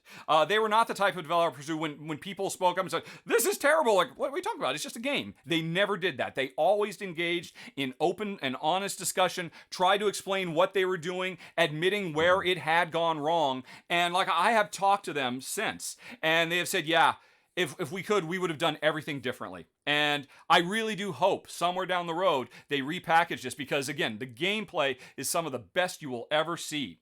And so when I do play it, it's interesting. I'm a meat eater. I know I should be a vegan. I know the horrors that are visited upon animals. And so we do eat meat, but mostly it's all sourced from local sources that we know about. If we do go out and eat, I actually punish myself and think about the videos I've seen of mistreatment of animals while I'm eating a McDonald's hamburger. It's just this weird thing I do. And I kind of do the same thing with Santa Maria, which makes it a tricky game, but still. Yeah. Number 39. Maybe we should move on, though, to happier times. What's number 38? Yeah. Well, I don't know if this is much of a happier game, but it is an outstanding game mechanically. Yeah. It's number 38, Pipeline. From from Capstone Games and designer Ryan Courtney, art by Ian02. This one came out a few years ago, and it just, with me and my particular game group, it was a huge hit. Yeah. And I don't know if this is part of that. I mean, I feel like it's part of that trend of having these really meaty games that play in about 90 minutes, which I really appreciate. Euro game that, doesn't take 3-4 hours, that you can really, I mean, there's some really tense moments here. And it's got this economy system that you're working. You're basically trying to refine oil, and, thoughts on that, whatever, we'll keep that, we don't need to comment on that stuff. But what are you gonna? Microphone. I can't hear you. I don't know if it's on my end or people. Are we gonna do the booms? Check. I don't know if we have any booms yet. Let's see. Anyone can in chat verify. We hear Ruel only. Okay, cool. Jeez Louise, come on. Okay. The new cable is on the road. Okay. Sorry about that. I just wanted to interrupt for a second. I apologize to interrupt. It's off and say, again. Folks, we have no idea what half of this list is going to be. We both come up with our list independently, send them to a friend of ours who makes sure we don't have overlaps. And I do find it ironic that you and I have back to back. Okay, I chose a game for our list that puts us in a really terrible role from 500 years ago that still resonates today. And you put us in boots that are really terrible today that will resonate into the future. Yep. But anyway, I'm sorry. It's just one of those things. It's one of those things. Okay, let me pick up here. So, yes. Can we get one more audio check? Check. Yep. Everything should be you're fine, good. Okay, cool. And people in chat, thank you, friends in chat. Okay, so I'm gonna pick it back up here. I don't remember what I was saying. Okay. So yeah, pipeline. What it does, it fuses economy plus. What I really like about it, and this is what really attracted me to the game, is this little puzzly element where you're trying to connect actual pipes to each other using this really interesting tile laying system. You're laying down your own little puzzle that you're trying to solve and trying to make it as efficient as possible to pump out the oil, refining it through your pipes. And this game, it goes by so quick. Like, you're struggling just to get that first automation up. And then by the end of I think it's 4 rounds. By the end of that 4th round, you're like pumping out all this, oil, refined oil. You're making all kinds of money. Then boom, it's all over. It's like, what the heck? It's over. But it is a really wonderful design. Again, the subject matter it's not my favorite, might not be yours, but the gameplay itself is rock solid. That's why it's our number 38, Pipeline. Yeah, I have heard nothing but good things about the gameplay for this. That mix of heavy, crunchy economic Euro and then really fun, satisfying, puzzly tile layer is not a very common combination at all. But and it works. It works. And I know that they have a expansion that came out recently that's supposed to make it even better. So I'm looking forward to that. But yeah, 38 Pipeline. Let's. I'm curious to see where our number 37 is. Can we get off the controversial games here? I hope so. I believe number 37 on the list is going to be a little bit more comfortable for everybody. It is Elysium, which is such an amazing game. And it's interesting. There's a kind of overlap between this and the one we just talked about a bit ago, Tyrants of the Underdark. Because one of my favorite things in board game design is a game that gives me some really, really, really cool superpower that I can leverage to really good effect. And then sooner or later I realize, this is giving me all kinds of resources and it lets me do all kinds of great actions, but it's not giving me any points. Not until I retire this card out of the game. Not until I personally sacrifice my MVP superpower will I actually score points. And like you said, that's a big part of Tyrant of the Underdark. It's everything of this game because we are young gods in the Greek pantheon and we are overseeing the affairs of men, which are represented by a bunch of cards that are out in the center of the board. And every round, more cards come out. And these are just all the affairs of mortals that we can meddle with. And we're drafting. On my turn, I'll grab a card, then you'll grab a card, then I'll grab a card. And there's some interesting stuff about how you have to use resources and you're limited by what godly pillars you have available to you. But at the end of the day, we're taking turns grabbing cards that give us special powers. And when we do, we put them in front of us on one side of this player board we've got. And that represents we control this while it's still on the earthly realm. We can tap them. We can use their powers. We can convert things into other things. We can do all kinds of stuff. This game has so much variability because if I recall correctly, it comes with 8 different decks of cards. And every time you play, you mix up 5 different suits of those 8, which will create a very unique feeling game depending on what types of powers. Like in the one I'm showing here on screen right now, the Oracle is in the game, which means we can actually see some of the cards that will be coming next round. But if we weren't playing with the Oracle, it would be a very, very different feeling game. There's some that are more warlike, as you might imagine, with Ares and all of that. But anyway, the important thing is, at the end of every round, we have the opportunity to take these cards that are really the cornerstone of everything we can do, and they can ascend to Elysium.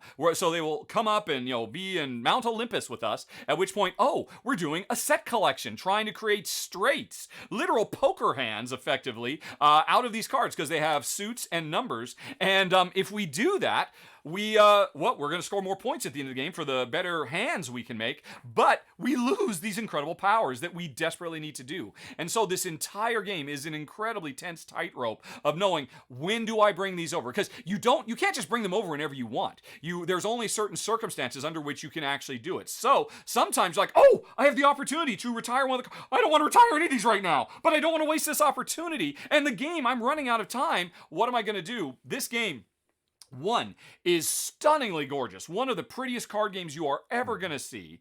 Tons of replayability with all the different varieties of cards that can be mixed and matched together. And then just that insane, incredible tension that you were talking about in Tyrants of the Underdark is here in spades in number 37, Elysium. Nice. I'm kicking myself because I had a chance to play this right before the pandemic and I passed. So I was like, I'll just play it next time we get together. It's been 2 years, folks. I still haven't played this game. I was like, oh my gosh, it hurts. As it's beautiful and I know how highly well regarded this is. And for all the reasons you talked about, I can't wait to actually play this. Make these the days. time. Yeah. It is worth it. And I believe this was like the first co-design from Matt Dudson and Brett Gilbert, who have gone on to do really great things, with other designers, and also every time they team up. This was like a big, huge launch for them. And the tragedy, Ruel, is they've designed a full expansion for it, but publisher Space Cowboys let it lapse. So, Brett and Matt, seriously, I want to play that expansion so bad. If you're ever thinking about it, give me a call. I will literally start up a Rahdo Runs Through Publishing arm just to get the expansion for Elysium published. I want to play it so bad. It's number 37. Nice. All right. Well, let's move on to our number 36. And this is a game that skyrocketed in my estimation once it was released last year. And I knew it was going to be on our list here. Number 36, Cascadia. It was... it was just from the get-go, the first time playing. We had hyped it last year. Mm-hmm. We knew it was coming out, and it was just everything about it I love. It's a tile laying game, as you can see there. I'm actually playing a solo game there on the stream, on my live stream Tabletop Tonight, or on my Twitch channel. And you're basically just setting up your little habitat here. You're selecting a pair of tiles, a habitat tile, and then a wildlife tile, and you place it adjacent to other tiles that have been previously placed, and depending on the scoring cards, they all score differently. Mm-hmm, so you're going to not only score the tiles that you lay down, but also the wildlife tokens that you're laying down, depending on what you've selected. Like the bears, we play with like the bears of the pairs. They come in pairs. But there's also other ones where bears would score in like little groups of 3 or 4. The hawks score differently, and the fish can be in a line. Oh my gosh, everything about this game I love. Michelle and I, it's been probably our most played game in the last 12 months or so. Wow. We absolutely adore it. And, it's like the perfect summertime game, right? You just go, relax, chill, and it's like you're in the outdoors, playing, hanging out with the animals and expanding your habitat. Designer Randy Flynn has come up with a real gem here, and that's why it's our number 36, Cascadia. I completely agree. So... It's an odd, interesting combination of real tension, but it's also so incredibly relaxed. Right? Yeah, it's a tough act to pull off. I agree. Yeah, and I remember when it first came out, you and I had talked about it. It's got this whole the duo tile drafting. Not just one tile, but you're taking 2, and it's just a really interesting idea because I want this one, but I also want this one, but I have to go with the pair I get. Now, there are ways to mitigate that by spending the little pine cones. You know, you can select what you want, but it's tough to get those throughout the game. Oh, it's just everything about this I love, and I will continue to play it in the near future and beyond. An excellent call. Excellent. And I believe a lot of people agree with you. This game has really blown up. Huge success. Good call. Okay, well, let's move on to a number 35, which is definitely an older game on my personal greats of all time, from one of the greatest board game designers of all time, Vladimir Sushi. The game itself is Shipyard, or Die Werft, as it was called in Germany. I've had this game so long, I've got an original German copy, which is fine because it's language independent. And in this game, players are trying to build up the best epic ships they can. We start out in the Age of Sail, but we then move on to the Age of Steam throughout the course of the game. And what this game is best remembered for is this is the one with all the rondelles. There are literally, depending on how you want to count it, 5 unique rondelles on the board at once. That are driving your ability to draft the ship pieces, the canals where you will test your ship, the accessories for your ship, the crew for your ship, the employees you can get who give you special powers, and the actions you can do turn to turn. And while it is one of the heaviest games in my collection. It really makes your brain burn, and a big part of that is because of all the rondelles, literally within rondelles. I think what doesn't get remembered is what really makes this game special. The biggest rondelle, the action selection rondelle, is really kind of more of almost a worker placement game crossed with a what would you call it? A time track game, because every time it's your turn that comes around to you, you're going to take your marker, you're going to move it somewhere on this central rondelle. That will determine which other rondelle you're going to interact with this round, which can be tough in and of itself because every rondelle you can spend money to be able to manipulate in certain ways.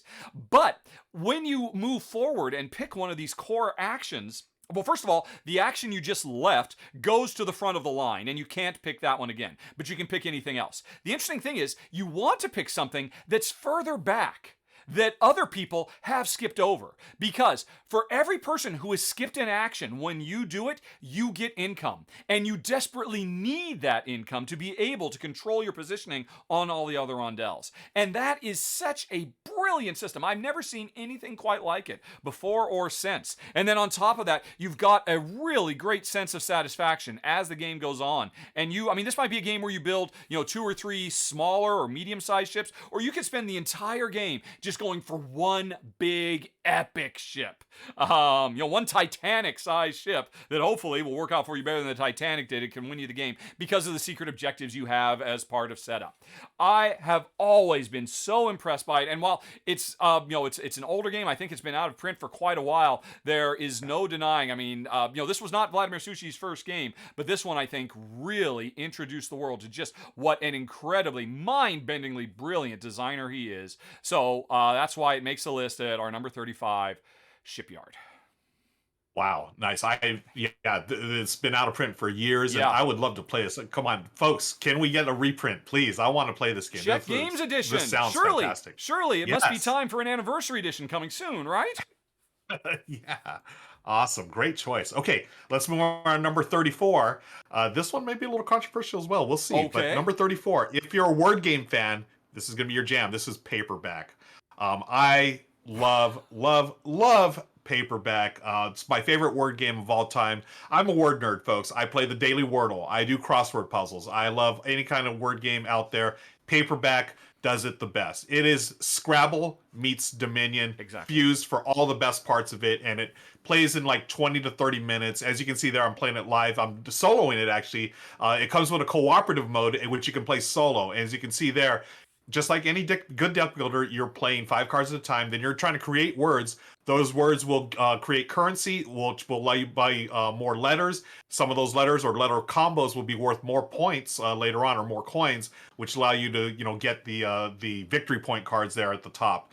Oh man, I play this game at least 50 times in my lifetime. I love it. Michelle and I, when we first started dating, we played Scrabble. You know, it was before we got into modern board games. Yeah, and then once we got into the hobby, when I discovered this, I was like, oh yeah, we'll never play Scrabble again. I mean, honestly, I'll still play Scrabble, but we haven't since we got in Paperback. It is the premier, the greatest word game out there. That's why it's our number 34, Paperback. There is no controversy there, sir. That makes perfect sense to me. It's not only one of the greatest word games of all time. As far as I'm concerned, it's one of the greatest deck builders of all time, too. Nice. It really stands Yeah, I wasn't up. sure, like, you know, so people hear word games are like, you know, whatever, Scrabble, that's the first thing, or Boggle, which are fine, but this one takes it to that next level. That's why I loved it so much, and hopefully y'all who aren't into word games, come on, give it a try. Word Paperback as a deck builder is fantastic. That was me and Jen. We went into it thinking, Dominion, okay, happy with Scrabble, pass please. But there's two things that made a Scrabble hater like me love this game. One, the co-op mode, which is fantastic. Yes. It is so good. Yes. If you like playing with other people, playing a word game where we're working together trying to come up with the best word is brilliant. It's fun, it's tense, it's exciting. But even if you want to play it competitively, there's a brilliant little extra mechanism in here where you can say, look, I know there's a good word here. I personally can't think of it. Ruel, you're really good at these. What I can do is I can basically set a bounty where I can say, hey, look, here's my hand of cards. Can anybody help me? Can anybody come up with a better word than what I came up with? Because if so, I will pay you. And you will actually receive, they're just basically little cubes that you can use for different special powers. And I always thought that was actually brilliant as a way to, kind of even the playing field. Because a problem with Scrabble, you're always going to have people who are miserable because they're just not good at it up against people who just have dictionaries in their brain. So why not bridge the gap and let your opponent help you? They get something out of it. You get something out of it. Everybody's having more fun. Brilliant. Yeah. I'm so glad you brought up that point. Yeah, it totally levels the playing field. So you don't have to be like that total, that person who's memorized all the 2-letter words in Scrabble. You don't have to be that person. You can totally just play it and, use those special abilities. Yeah, great call. Great reminder. Great entry. Okay. No controversy there at all. Very cool choice. Awesome. But let's move on to number 33, one that I think is even better. It's another cooperative game, Forbidden Desert. Which, honestly, Matt Leacock, the designer, made such a huge name for himself with Pandemic, right? Such a huge monster hit to this day, and deservedly so. And what he followed up with, Forbidden Island, a wonderful little gateway-style family game that you could play with kids, you could play with noobs. For me and Jen, we wanted to love it because we love Pandemic so much, but it was just way too light for us. So we went into his second game in the Forbidden series, Forbidden Desert, with a bit of trepidation. We thought, is this going to be another really super-duper lightweight, Pandemic spin-off? And no, it's not. This game is super duper crunchy, and it's so much fun, and it is so thematic. What's the situation? We are travelers in an air machine that has crashed in a desert, a forbidden desert, and we are literally gonna die of thirst and starvation if we cannot recreate this ancient lost flying ship from an old civilization that is buried under the sands. So we are desperately running around this randomly generated desert, literally trying to dig, being proper archaeologists to survive, to try to find all the pieces of this airship to put together. Which, by the way, they didn't need to, but it's actually a cool little toy airship you put together, which is just that you can actually put our little player pawns on when we win, if we win and fly away. But the trick is, the board itself is a sliding puzzle. After you do your turn, which is going to be spend a certain number of actions to move around, use your special powers, dig, we're going to draw event cards that makes the eye of the sandstorm move. And it's very much like a traditional sliding puzzle that will make the sands completely shift, and over time, more and more sand will grow and fill, creating walls that we have to find our way to walk around. And so over the course of the game, it becomes a big maze. What starts out, it's just an open desert. The longer we go and the more the tiles shift around and the more walls come up, the more desperate we are. Because also in that deck of cards, in addition to all the wind blows cards, are sun beats down. And when I say this is thematic, I feel that sun beating down on me because there are a certain number of them in the deck. You have to kind of plan, right? We haven't seen one for a while. Chances are we're going to see one before too long. I need to spend some of my actions to end in a cave, or I need to get over to that well because I'm going to need water desperately. Or maybe this is the turn where I deploy my fantastical steampunk machine that I've got that will protect me from the sun because I think like there's a 70% chance that the sun is going to beat down this turn. And so this game, much more so than the original Pandemic, really incentivizes you paying close attention to those event cards to know when you are relatively safe and when you are at a very, very high level of danger and coordinate with all the other players. So I love all of that, but more than anything else, what I really love here is this is a game where the world is alive, where it's in motion, where it doesn't just sit there waiting for us to do stuff. It's actively moving around trying to kill us. And that so elevates this above its contemporaries, because there are dozens and dozens and dozens of Pandemic-inspired games that have come out over the years, but, who better than Matt Leacock to really nail it with number 33, Forbidden Desert.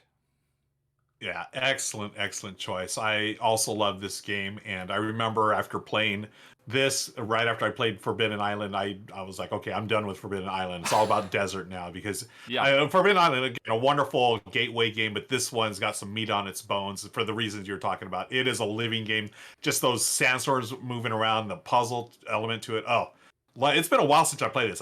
Just hearing about it, I was like, I need to play this again. It's excellent. It'll be just as good as you remember. It's just so fast to set up, and it's just a solid hour of excitement and action and tension and crunchiness too. Love it. Okay. All right. We're going to do a number 32 next, Yes. and this is another game that was based on a previously released game. It's our number 32, Seven Wonders Duel. So this is taking Seven Wonders, the classic game by Antoine Bauza, and it's streamlined it down into a 2-player version, and I'm going to tell you, it's better in every single way. It is absolutely wonderful. It plays in 30 minutes. I'm going to tell you, the reason why I love this the most, I don't have to explain how science scores in this game, because science in the original game was like, okay, I've got exponents, I've got to get a calculator, what's going on? No, here's science. If you get 6 of the 7 science tokens, you just automatically win. Just like the military, if you get it all the way to your opponent's track, you win there. But what really sets this game, elevates the game, is the card drafting here. Yeah. So in the original, you're doing Sushi Go style card drafting. You take one past the rest of your opponent. That's fine. That's great when you have multiple players. With this 2-player, you see there on the screen as you're going through your run-through, it's a tableau of cards that you can see and some cards that you cannot. Yeah. So it's really interesting. You can plan, but you can't plan too far ahead because there are certain cards that may trip you up there. But I love the push and pull of this game. It retains all the flavor of Seven Wonders, of building your civilization, of building your wonders and unlocking special abilities and getting resources. It retains all of that, but just streamlines it down to perfection, I think. It's just a wonderful game, 2-player, brilliant, one of the all-time great 2-player games. I love it. I'll play it anytime it's near the table. That's why it's our number 32, Seven Wonders Duel. Yeah, our entire list would have been invalid if this had not made our top 100, quite frankly. Agreed. It is not hyperbole on your part to say this is one of the best 2-player specific, couple style games that have ever come out. Yeah. And that's why it breaks my heart so much, because I love it too. I love the pyramid draft thing, and I love the simplified, streamlined. It hits all the notes of Seven Wonders, but just so clean and smooth. Just why, Ruel? Why did they put in all the mean attacky stuff? Why can I steal? It's not even that I steal your stuff. I can take your stuff and set it on fire so neither you nor I have it. I just don't understand why. Because the beautiful thing about the original Seven Wonders is that game had, it was a civilization game. It recreated, all these precepts of a civ game like Warfare, but it did it in a way where everybody was working together. The central message of the original Seven Wonder is, a rising tide floats all boats. The better I'm doing, the better my neighbors are doing. And in this game, they said, no, no, the better I'm doing, the more I am crushing you under my thumb. Yeah. And it's done brilliantly. And if you're not put off by the fact that, hey, depending on what you do, you could, I mean, this money that's so desperate, that I've so desperately worked for so long, you could then take it and literally not even use it for yourself, not steal it. That'd be one thing, but take it and literally set it on fire in front of me so that nobody has it. That's the only problem that keeps me from, I mean, this would probably be in my top 10 games of all time. I can take solace, though, because that brilliant pyramid card draft, that is the fundamental mechanism in the game you mentioned a little bit ago, Paperback, which just turns... That's right. In some way, Paperback turns Seven Wonders Duel into a cooperative game, which is awesome, too. Yeah. Yeah. That's right. Yeah. So I totally, I'm glad you made that connection where you're trying to get those victory point cards in Paperback by unveiling them as you go on. Same thing here at Seven Wonders Duel. And yeah, you know what? You're right though. If there are some mean attacky things in this game, so might not be your jam, but again, the design is absolute brilliance. Yeah, second to none. I completely agree. Very good call. Okay, well, cool. I've got one more to talk about. Number 31 on the list is Black Angel, which, oh my gosh, I love this game to pieces. It's from Pearl Games, Javier Georges, Sebastian Dujardin, and Alain Orban. The three of these guys, when they get together, they make magic. And this is probably their biggest, most ambitious game they have ever done. It's kind of a grim setting. Basically, humanity has screwed up so bad, we say, okay, it's time to leave. But the nearest planet is so far away, we can't do a generational ship. We just have to make an ark full of genetic material, and hopefully in 5 millennia, when the planet gets there, humanity can start over. But this mission that was so important, all the governments of the world decided that, well, I want to make sure this mission doesn't fail. Our species is at stake here. So all the governments of the world decided, you know what? Our AI programmers are better than yours. And nobody could agree on programming the AI for this automated ship. And so it was agreed that there would be a competition amongst AIs. And whichever AI did the best job of keeping the ship going, dealing with crises, alien encounters and all that, would be the AI that would lead us into the future. A very politically charged idea, one that you could certainly see certain people would agree, oh yeah, competition, market of free ideas, that's always the best way to go, that always produces the best results. It can also produce some very, very bad results, the fundamental competitive drive, because in this game, each player is an AI trying to prove it is the best AI. And you can do that at the expense of your opponents or at the expense of the ship. There's no guarantee the Black Angel will actually make it to Spes, the planet called Hope in Latin. But the trip there is a blast. This is basically 3 big Euro games all crammed together. At its heart, there is a very, very cool dice drafting / worker placement game where you send out these cute, adorable little robots. Kind of look like Robbie the Robot, from the old Lost in Space, because I guess that's what we are. We are lost in space, but we have a goal. And the more robots you put in these different departments, the more dice you can get that represents the CPU usage of the ship.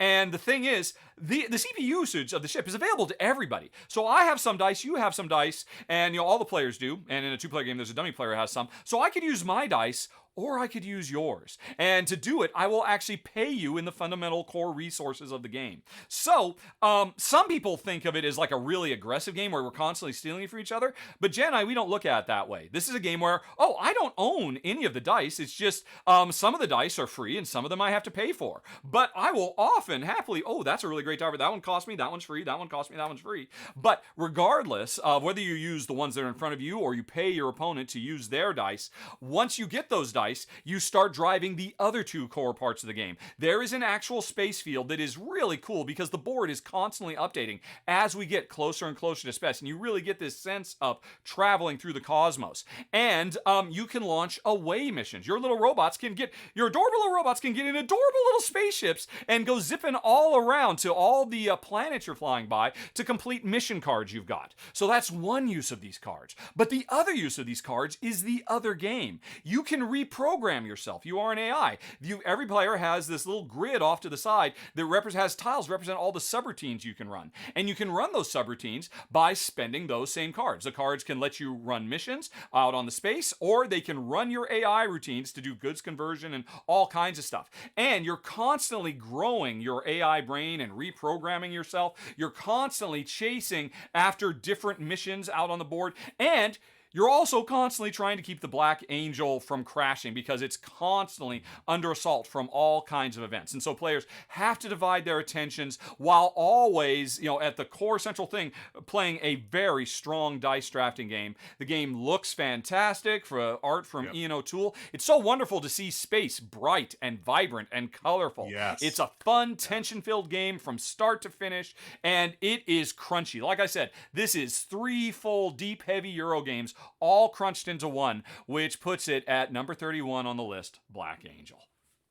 Awesome choice. Yeah, my brain still hurts from my last play of this a couple of years ago. It was pre-pandemic and it was crunchy, like you said. But again, I just on a note, the art. Yeah, why can't more space games be bright like this? I love the design choice in this because you think sci-fi space, everything's dark and everything else. So I'm glad that they got a tool to do it. It is. Yeah, wonderful game. If you're into the heavier stuff, this is definitely recommended. And that's our number 31, Black Angel. And that's it, folks. We have made it through another 10. And next week, we will be back with more. And we will be back with another secret word. And we will announce on the live version of this show, which will be streamed on Twitch on May 10th, we will announce who won either a copy of Sherlock 13 from sponsor of the show, Arcane Wonders, or a copy of Azul Summer Pavilion. And so you can catch us live next Tuesday. But the real question, Ruel, is did they hear one of us say the secret word? The secret word, summertime. And just to remind them one more time, what did they do if they did? Okay, folks, so if you heard us say summertime, type in the name of the game that we're talking about when summertime was said, and send it in an email to contest@rahdo.com, and you'll be entered to win one of those great games. All right, yes, folks, these are both fantastic, and I will see you next week, Ruel. I will see all of you out there. You have any closing words for the folks before we say goodbye and the only go thing into I need to say, the post-show? Yeah, we're going to the post show, folks. So again, every Tuesday when we're filming it live, you get more than just the list here. You're going to get all kinds of Q&A, some fun bits that we do. Come on and join us live on Twitch every Tuesday at 12 p.m. Pacific. But that's it for me. I just want to tell everyone, may the 4th be with you. Indeed, yes. May the 4th be with you, always. And thanks for watching, everybody. Have a very, very nice day. And thank you to Arcane Wonders for supporting the show. Talk to you later. So long. Bye-bye. Hello. Alrighty. I keep forgetting May the 4th. Yes, that we're actually putting this up on May the 4th. Of course we had to say that. Good call. Good call. Okay, so we are back. Cursed microphone! Folks, God damn it! Yeah, this mic. Oh man. So you're replacing the I cable, ordered the cable today. I went on and I did a Google search for best replacement cable for Blue Yeti mic, and I found the one that had the best results. And so fingers crossed. And if this keeps happening, once that cable shows up, then I've eliminated everything except for the microphone itself. And yeah, I mean, but I mean, it's much more likely to be a cable breaking down than an actual microphone breaking down, right? I mean, right. I hope that's what I'm assuming. Yeah. Folks, we got you got time for a couple of questions? Yeah. What do you do? Okay. How did they deluge us with questions, or are we doing we've got a few. Let's just do these questions. We got a few here. And first thing next time we'll do the we have our topic now. What was our argument? I've forgotten. Our argument was Star Wars movies and live action series. Just the state of Star Wars, yeah. Yes, that's state of Star Wars. Okay. Right. Quick comment from Moon Patrol. Michelle and Ruel, R2 is looking fab. Okay, thank you so much. Yeah, Michelle and I are the ones that we put together R2. Rahdo, I'm sure all is good health-wise, and I hope you have a smooth and swift doctor's appointment. Thank you very much. Okay. This one was from earlier from Fem Sensei. Citrus looks really interesting, but how does it stack up compared to, say, your April games you played in May ones? Citrus was in. I mean, this morning I made live the roundup for last month, and Citrus was in there. I don't remember where. I liked Citrus more than Jen. Jen did not particularly care for the cyberpunk, kind of the dark apocalyptic future. Plus, it has an aggressive area control game that actually I thought worked really well at 2. But Jen's like, can you please stop area controlling me or area majoring me? And I'm like, it didn't bother me at all. Because it's an area, the subset of the game that's just area control, area majority stuff, it's just a transfer of points. And like, oh, you thought you made 15 points making it up to the top of Elysium, but you left behind this skyscraper that now I can move into, and I got 8 points. So, but Jen found that frustrating because she doesn't like to fight. For me, it was like, hey, this is an area control game I'm kind of cool with. But yeah, if you like area control and you like worker placement and you like cyberpunk, you should check it out because it does all those things. And then it has a really cool character building system too. But like I said, it is in the roundup that just went live today. You probably just didn't see it yet. Okay. Let's see. Fem Sensei also has, looking at Damask, Ruel, I'm wondering if that's playable on any level with colorblindness. Thoughts? I have not seen it up in person, Damask. You have a copy of it, Richard? No, I don't. Kim ended up covering it. Oh, Kim ends it. Okay, yeah. So I don't know. I'm curious as well. Yeah, there's a lot of colorful cubes in that game. Cool. Chicken update from Kabuki Kid. Any chicken? What are the apiary plan status? No apiary plan anytime soon. These days, Jen is all a Twitter talking about maybe now that we've been here almost 4 years, it's time. When we moved in here, we live in a manufactured home that's really run down, and the kitchen itself was just in dire states, and we've just kind of hobbled it together. It's just miserable and everything's gross, and Jen's for years been saying, well, maybe next year. So maybe we actually were at IKEA yesterday, and that's when I noticed, wow, I'm really dizzy walking around in IKEA. This is really weird. Honey, I think I'm gonna have to sit down. I'm sure it's fine. I mean, I don't know, we did a COVID test after I got home and I was fine. Yeah. Is dizziness a symptom of COVID? I'd never heard that. I honestly, I don't know. But I mean, if you took a test, Yeah. Right. So, but so I have my appointment today. I am sure it's going to be fine. Probably an inner ear thing or who knows what. Probably. Bing asked, do you find Forbidden Desert harder than Pandemic? I often find that's the case. Forbidden Island was my intro to modern gaming. Lost badly on the first turn when helicopter pad sank. I know that feeling. Yep. I would find it any harder. Well, I mean, it has variable difficulty levels too, so you can crank them both up. Yeah, that's right. I think the fundamental thing that Forbidden Desert does that pretty much no other Pandemic clone game does, I mentioned this, is it really it gives you these really cool powers. But one of the core things about Pandemic is, I can play these cards anytime, even if it's not my turn, I can play them. Not so in Forbidden Desert. If you want to deploy that shield that will protect you, you have to do it before you know if the sun is going to beat down. And I think that one thing really does kind of ratchet up for a lot of people, because a lot of people are not used to counting cards, right? Okay, we've already seen 2 of them. There's 6 cards left. We're drawing 3 at a time. What are the chances? We need to do this now.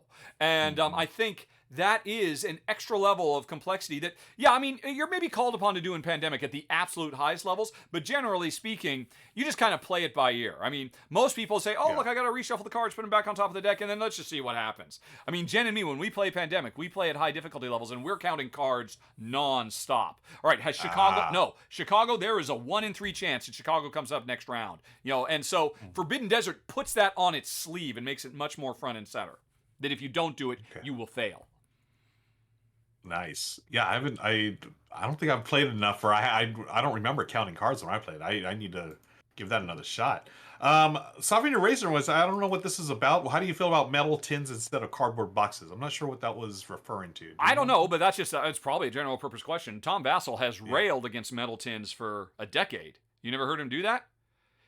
Are you talking about game boxes? Board game boxes, yeah. He hates tins. And really? I tell you why. It's because Forbidden Desert is famously a tin game, as is Forbidden Island. And interestingly, Forbidden Sky was not. They gave up on the tins for Forbidden Sky. Yeah, I don't know. I like tin boxes. What do you think? I think they're fun. I think they're cool. Yeah. I think they're fine. Ruel, because of pipeline choice, did you play Curious Cargo? What do you think? I have not played Curious Cargo yet. I was Have you played that trying one? to remember the name of it so I could mention it. Hey, folks, if you want this in a lighter form, you might want to try Curious Cargo, but I could not remember the name of it to save my life. Yeah. I've heard a lot of good things about it.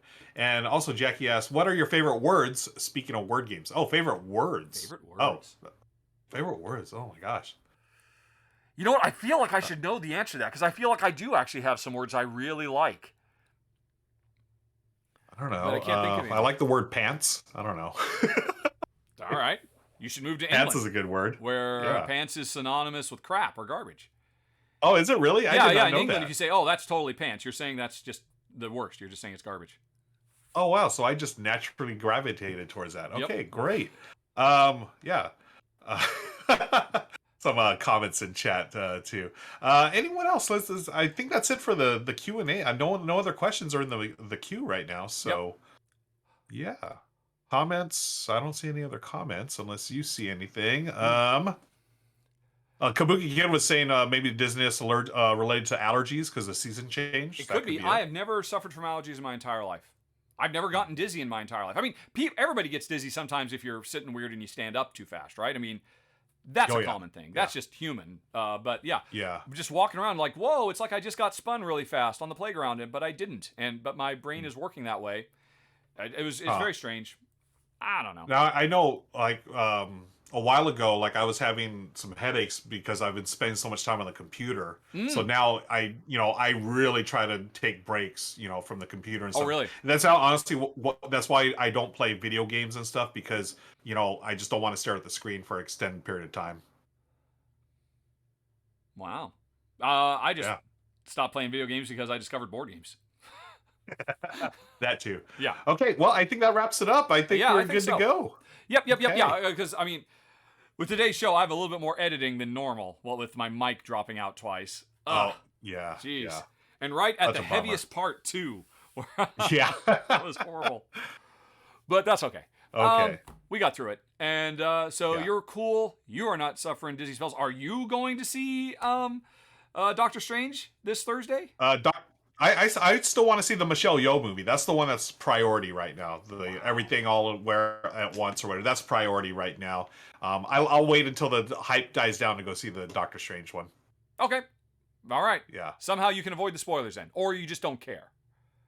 I honestly, because I'm more of a Star Wars fan, and we're gonna get to this next week, I'm okay with not seeing every single MCU movie out there. Well, I mean, gonna we be a good could do one, Star folks, Wars versus next MCU week. then, or maybe we'll figure something out. But I mean, we've tried to avoid the pop culture arguments for a while, but those are the kind of easiest one to do. So I think it's time for a new one. Yeah, totally. Yeah, and the people demanded it; they will get it. Yes, we're okay with that. Unfortunately, a week late. Our apologies. Yeah. Let's see here. Then let us be on our merry way after we do some Rady Raiderson. Let's see. Do you see anybody you like? I mean, I see the losers; they're always good. But I want to try to see if there's anyone else that playing board games right now that could use some love here. Yeah. A lot of people love watching X-Wing on Twitch. There's always X-Wing tournaments. Oh, always really? X-Wing games. It makes sense. Yeah. I mean, it's an inherently dramatic and exciting thing. Yes. Let's see. Who can we raid? Okay, there was an X-Wing. Blood on the Clock Tower. That's always there's always people watching that. Someone's playing Terra Mystica right now on BGA. Someone is playing Autobahn. Autobahn, really? Although no, they're playing a digital version of it. Okay, and I just realized Terra Mystica is also a digital version. Not that there's anything wrong with that, but in my experience, it seems like my audience always says, no digital stuff, just real stuff, please. Someone's playing Nemesis. Oh, really? That's very cool and dramatic. Well, who are they? Yeah. What's the name of the channel? This is a non-English channel. I have no idea how to say then this. Probably isn't going to work very well. Yeah. Let's see. Who else is out there? Anyone in chat? Y'all see anyone? Let us know in chat if you come across anyone we could raid.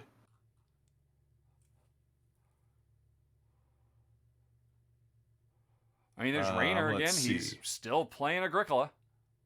Oh, really? Yep. Okay. Is that all he does on his channel? I think it might be. I think somebody That's said just he is like a tournament level Agricola player or something like that. Oh, interesting. I believe that is the case. Yeah, there's not a lot of non-English channels here today. Yeah. Well, here, why don't we raid Nerd Cube Games? He's the one playing Terra Mystica right now. Nerd. It is a digital implementation, but Terra Mystica is a great game. It is, yeah. Sure. Yeah. Everybody, go say hi to Nerd Cube Games. He currently has 19 viewers. I'm sure he's putting on a good show. So is he playing it by himself? Is he playing like a solo mode or something? It looks like he's playing against other players, but they're not on screen. Oh, It's just okay, him on screen. Well, yeah, give it a try.